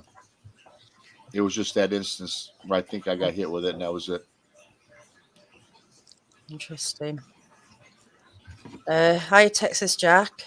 Rob, was it built heavy, lean, lanky? What kind of? It wasn't lean. It was big. I'm not, like I said, I can't put a weight on it. It was not thin. It was It was burly and wide. It was like a barrel, like one of those old fashioned wood barrels. It kind of like bows out all around. It was not anything small.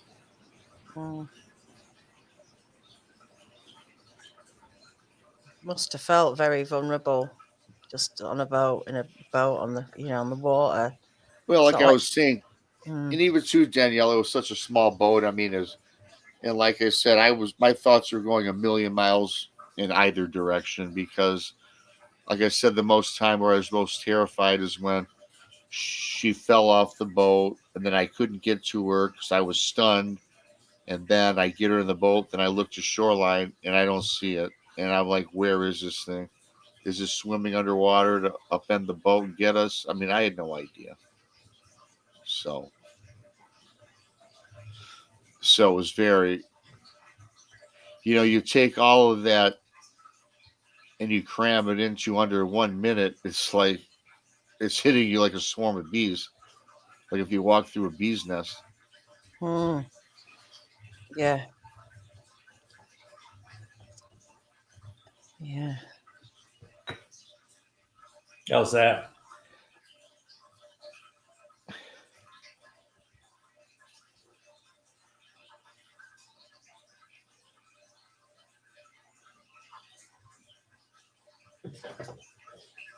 Is it the hair? Yeah. Like I said, is it wild enough? Wilder? Yeah, the hair is wild, but it was more. Excuse me, it was more fuller. It was like, it was draped out pretty good. Like, if you ever see like way back, like John Bon Jovi style back in the '80s, how his hair was always flipped out, like real crazy, like 6, 7, 8 inches off the side of the face. I mean, it was pretty hairy. It was a hairy beast, and and obviously it draped down.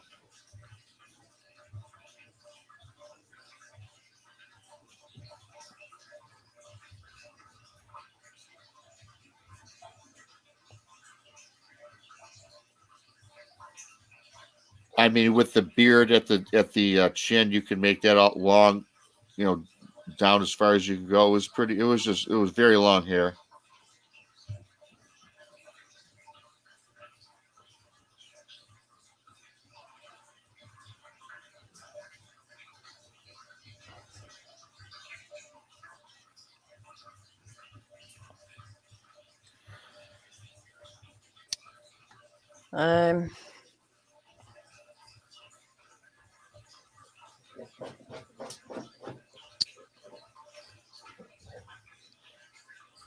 One minute time isn't enough for accuracy. I guess some people, will never forget what they see, even if they see it in 30 seconds.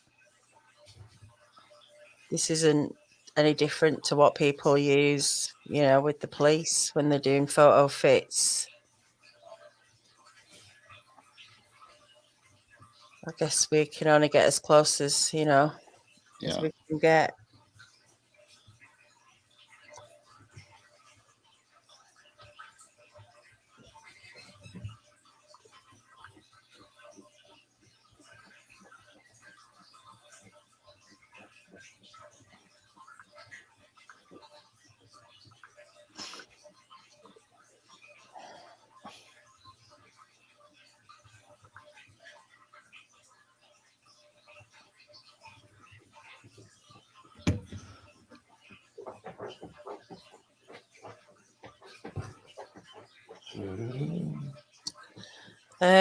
Sorry about that. I've just got a few messages.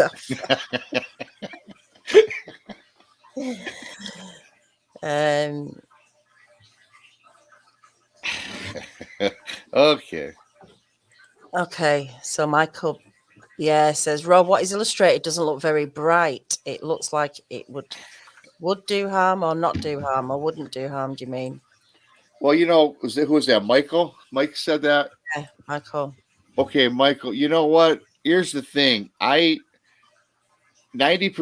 of the Bigfoot encounters and the people that I've ever talked to, interviewed on the show, or just talked to in general, 90% of all had pretty good encounters, right? and mine was, horrific, right? To this day, I think if I was like in front of it, it just would have squashed me. Now, there's a lot of different theories. Like a lot of people say that a lot of Bigfoot, most of them, hey, they're a social animal, and they travel. A lot of them travel in tribes, or they travel, as a family unit. But the further research I did and talked to different people, this could have been a rogue that got kicked out of a tribal unit, where there's something going on that's not quite right. There may be a dysfunctional member of the family, so they get dispatched from the group. And those are the ones that you don't want to be around, from what I've heard from other researchers, that if you're going to run into one, you don't want to run into that one, because they're the ones that are odd. And so I tend to kind of agree with that theory, and again, it's all theory and speculation, but there's a reason why they're solo. A lot of the people I talk to in Cadillac, Michigan, they haven't come across a family unit or young ones.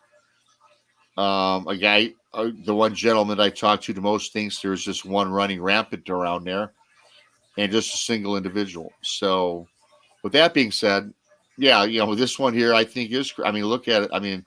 Larry's doing a great job. His eyes was crazy. And you guys haven't heard the rest of the story, because this thing even transforms his face when it yells at me, and it looks even more strange. Tell us about that. Tell us what happened, because we did actually just stop, didn't we, at that point? Yeah, we kind of did. And because I have like two images of this thing. This one here is the one that I saw in the very beginning. But when it opened its mouth, it literally dropped its jaw, right? And as I explained, it looked like a Pac-Man mouth where you could fit a bowling ball in there. And it let out that belch and that scream all in unison. But what happened was its whole face contorted. Its skin got tight. The bridge line went down at a sharp point. The eyes kind of rolled back. The nose even got tighter and up. And it looked demonic to me. It looked nothing like what Larry's drawing now. It was totally looked like a demon. It looked like something that would be straight out of a Marvel comic book, or if you happen to watch one of those demonic movies you catch late night, on Halloween or something. It looked, to this day, I say it looks like a demon, and I can't retract that. I didn't think it. Now, again, I don't think it was a demon, you guys, but at the time, that's what it looked like, and that's the only way I can explain it. So it was just it was scary.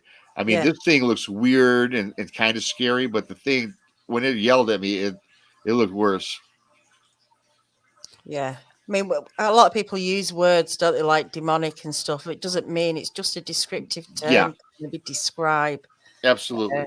When I throw out demonic, I use demonic every time I tell my encounter. And then I always have to preface it by saying, no, I don't think it's a demon. I don't think it was a devil. I don't think it was supernatural. But I think that, as I explained earlier about baboons, when they yell and scream, their whole outlook, their whole face turns differently, And I think this is what happened with this one. And his teeth were more pronounced, Sorry, Larry? I said, I have a baboon. Yeah?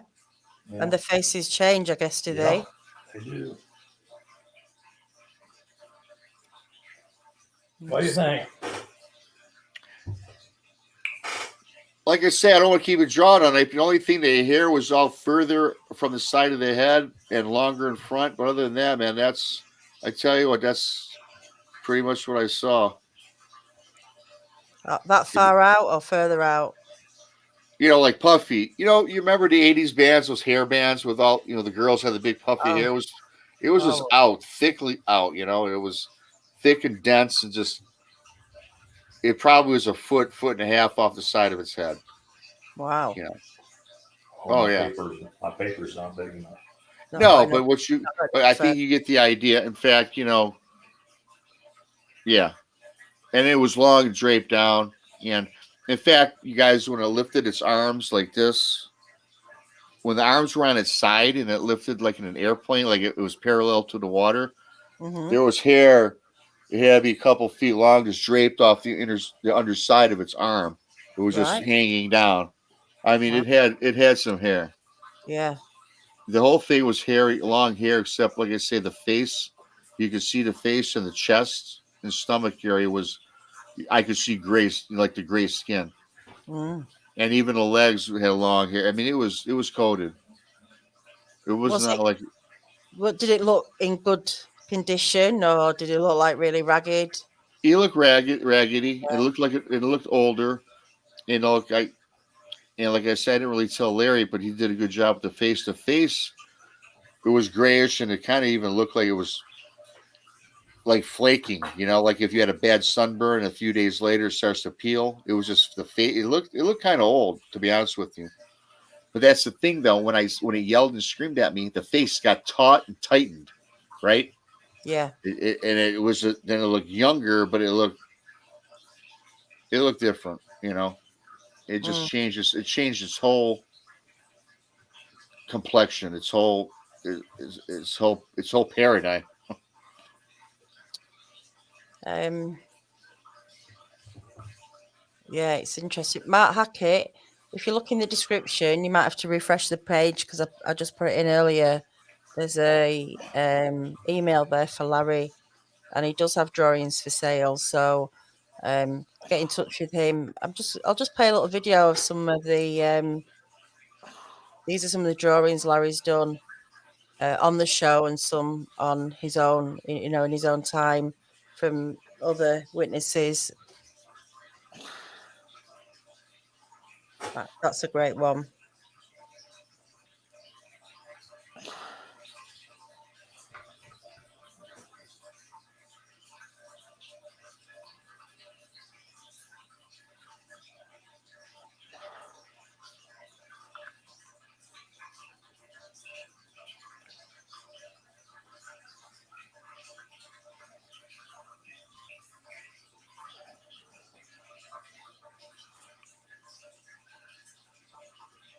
There's some great ones.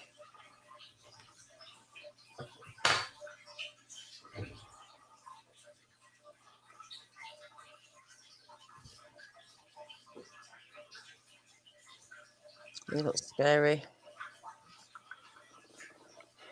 Yeah. They're all so different, but similar, you know.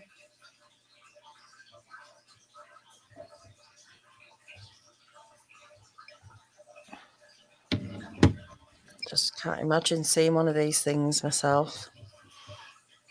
It's quite a treat, Daniela. Yes, I can tell by your reaction. You know, I've thought about it, you know, eventually when I get over there.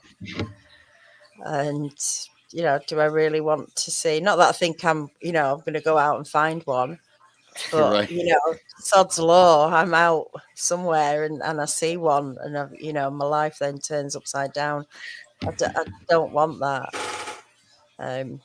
No, who wants that? And like I say, my life came pretty close to being upside down. I mean, I had my life, I sucked literally for the first 18 to 24 months. You know, it's not been until the last year that I'm cool. You know, I'm good. But it's just,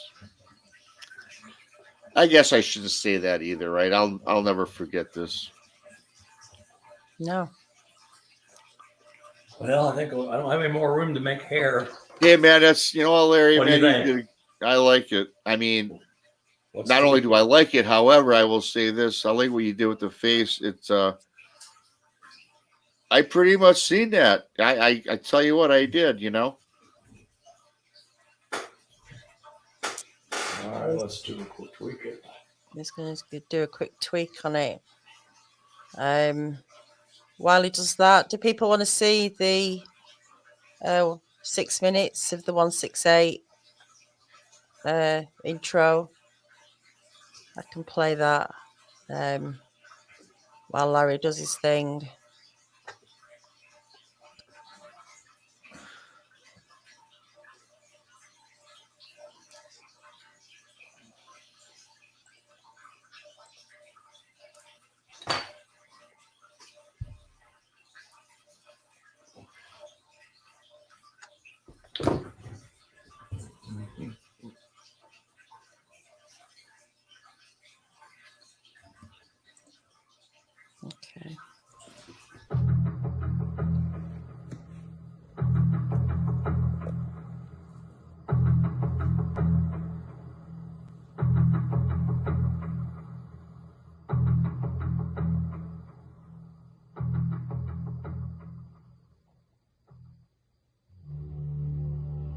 For most people, the subject of Sasquatch is little more than a novelty.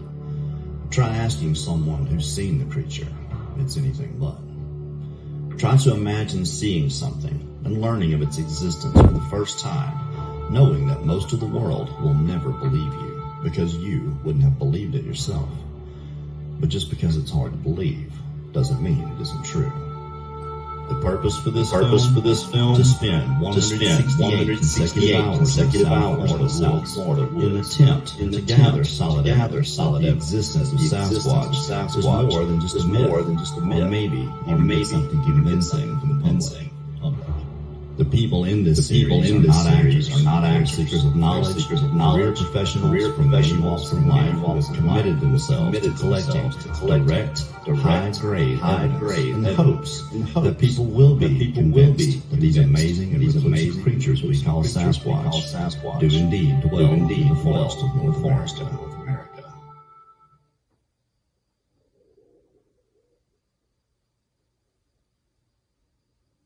Before we begin, this is a Florida Sasquatch. The image was captured by Mark Crypto Reality, just over a mile from our camp. I'm not ambitious enough to think that I can change anyone's mind about the existence of these beings. And for the most part, people don't take action until it becomes personal. Okay, apparently we've got an echo. Is it not playing well? I thought it sounded great.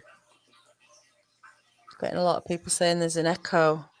I can't fix. There's nothing to fix. It's just playing a video, so I don't know what is up with that. How are you getting on with that, Larry? Do you need a bit more time?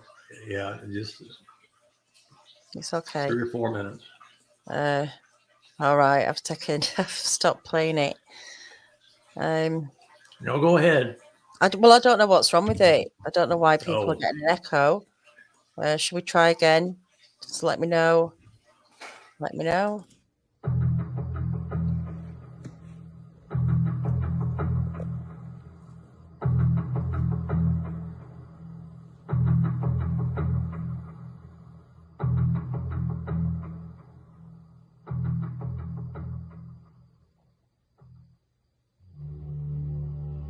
For most people, the subject of Sasquatch is little more than a novelty. Try asking someone who's seen the creature. It's anything but. Try to imagine seeing something and learning of its existence for the first time, knowing that most of the world will never believe you because you wouldn't have believed it yourself. But just because it's hard to believe doesn't mean it isn't true. The purpose for this film? To spend 168 consecutive hours in the South Florida woods in an attempt to gather solid evidence that the existence of Sasquatch is more than just a myth, or maybe even get something convincing for the public. The people in this series are not actors. They're seekers of knowledge, career professionals from many walks of life who have committed themselves to collecting direct, high-grade evidence in the hopes that people will be convinced that these amazing and reclusive creatures we call Sasquatch do indeed dwell in the forest of North America.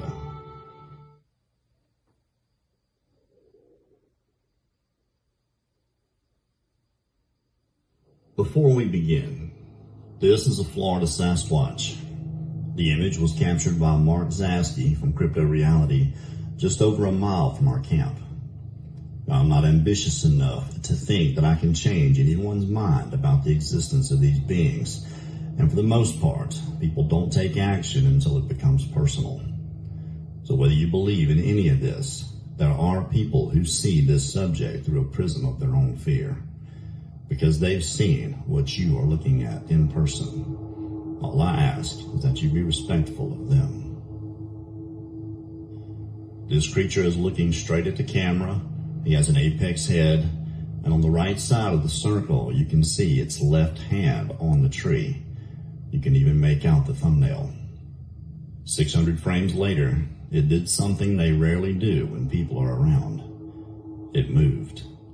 You can see it removed its hand from the tree and turned its head just slightly. It's sitting about 60 yards away under the darkest canopy in the woods. You are not going to see it with your naked eye, and it probably knows that.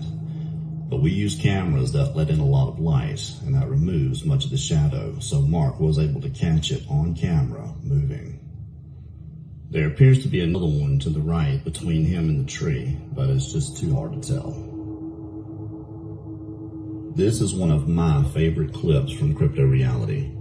Melanie Zaski's filming right now, and to me, this is unprecedented. I don't think I've ever seen anything quite this good, and you'll see why in just a moment. But if you'll look between those palm fronds, there's a dark circle in there, a dark hole, and there's a face sitting in that hole. It's very chimpanzee looking, hooded nose like us, long, prognathic upper lip, very pronounced brow.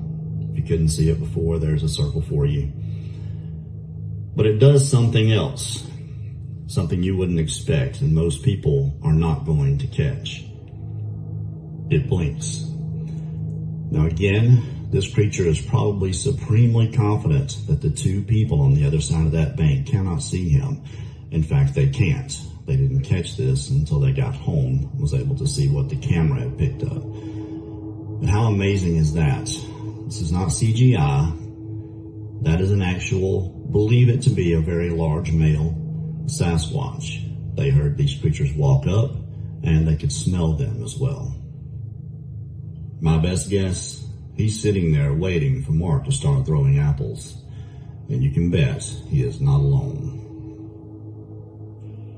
Someone might say, well, that's just an escaped chimpanzee.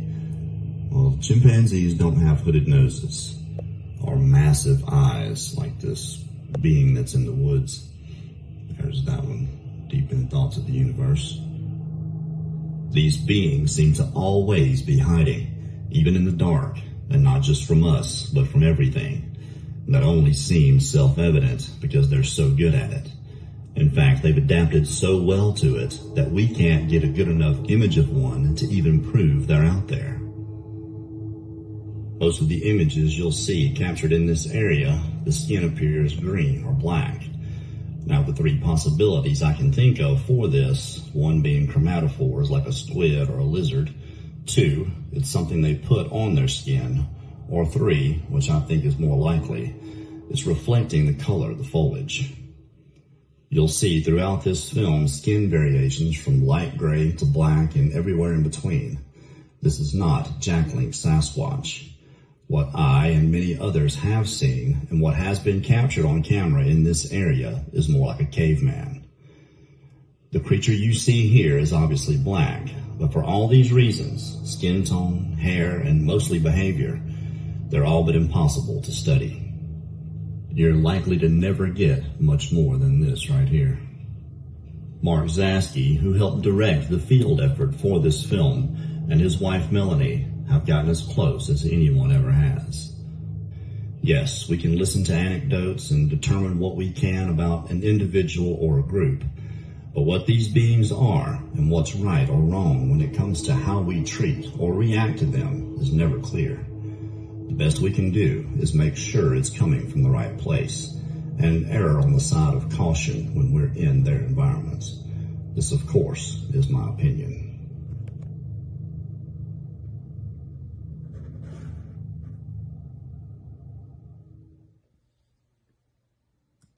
I'm a retired real. There we go. Cool. Yeah, very cool. I know actually Kerry's changed that, so it'll be a little bit different to that, but that's generally, basically, I think, what it is. Sorry. Right, I've got Larry's drawing. Give me 1 second just to get it here.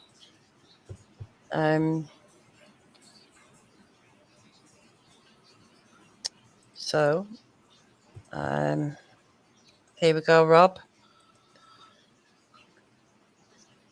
Wow. That's fantastic, man. You even got the brown hair, brownish red in there. Yeah, you know. Thank you. You did a great job, Larry, man. My hat's off to you. Yeah. I mean, Yeah, got the mouth perfect. Like we battle with the mouth and the eye. Yeah. But like I said, if you put on that 8 foot of body, woo, that's one hell of a scary beast. Let me tell you. I'll bet. Thanks, buddy. Well, you're welcome. You're welcome. I have to say that the first Sasquatch Bob Titmus saw was that same color, that rusty brown. Yeah. So. You do hear a lot. A few, don't they, with that colour? Yeah, pretty scary. I mean, very scary. I'm gonna need a copy. I have to get a copy of that from you, buddy. I'll have to. I'll send you some money or whatever you need. I'll hook you guys up later. Okay. Larry's. For anyone asking, the Batmom. That's Larry's email. If you use that email in PayPal, you can donate to Larry's wildlife for his animals, so they can eat. Like the snake in the background. He's been quiet tonight, hasn't he, Larry? Yeah. Well, tomorrow's feeding day, so things will liven up. Yeah. It's usually when I get chawed on, it's feeding day. Oh, right. I see. Yeah. So. Look forward to that. All right. Well, guys, thank you so much, both of you.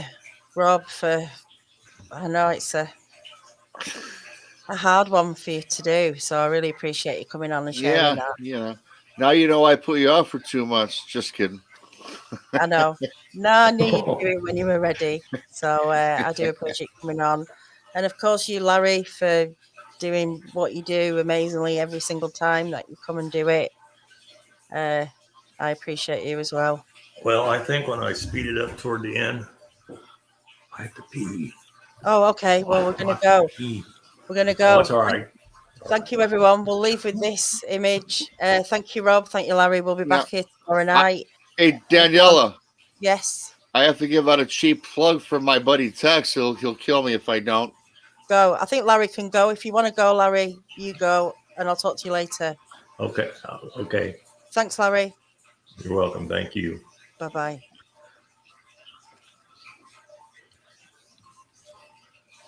You'll find the bottom. X at the bottom.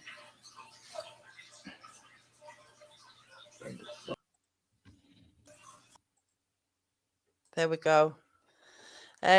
Cool. Go on, plug away. Huh? Plug away. Oh, we're still live? We're still live, yeah.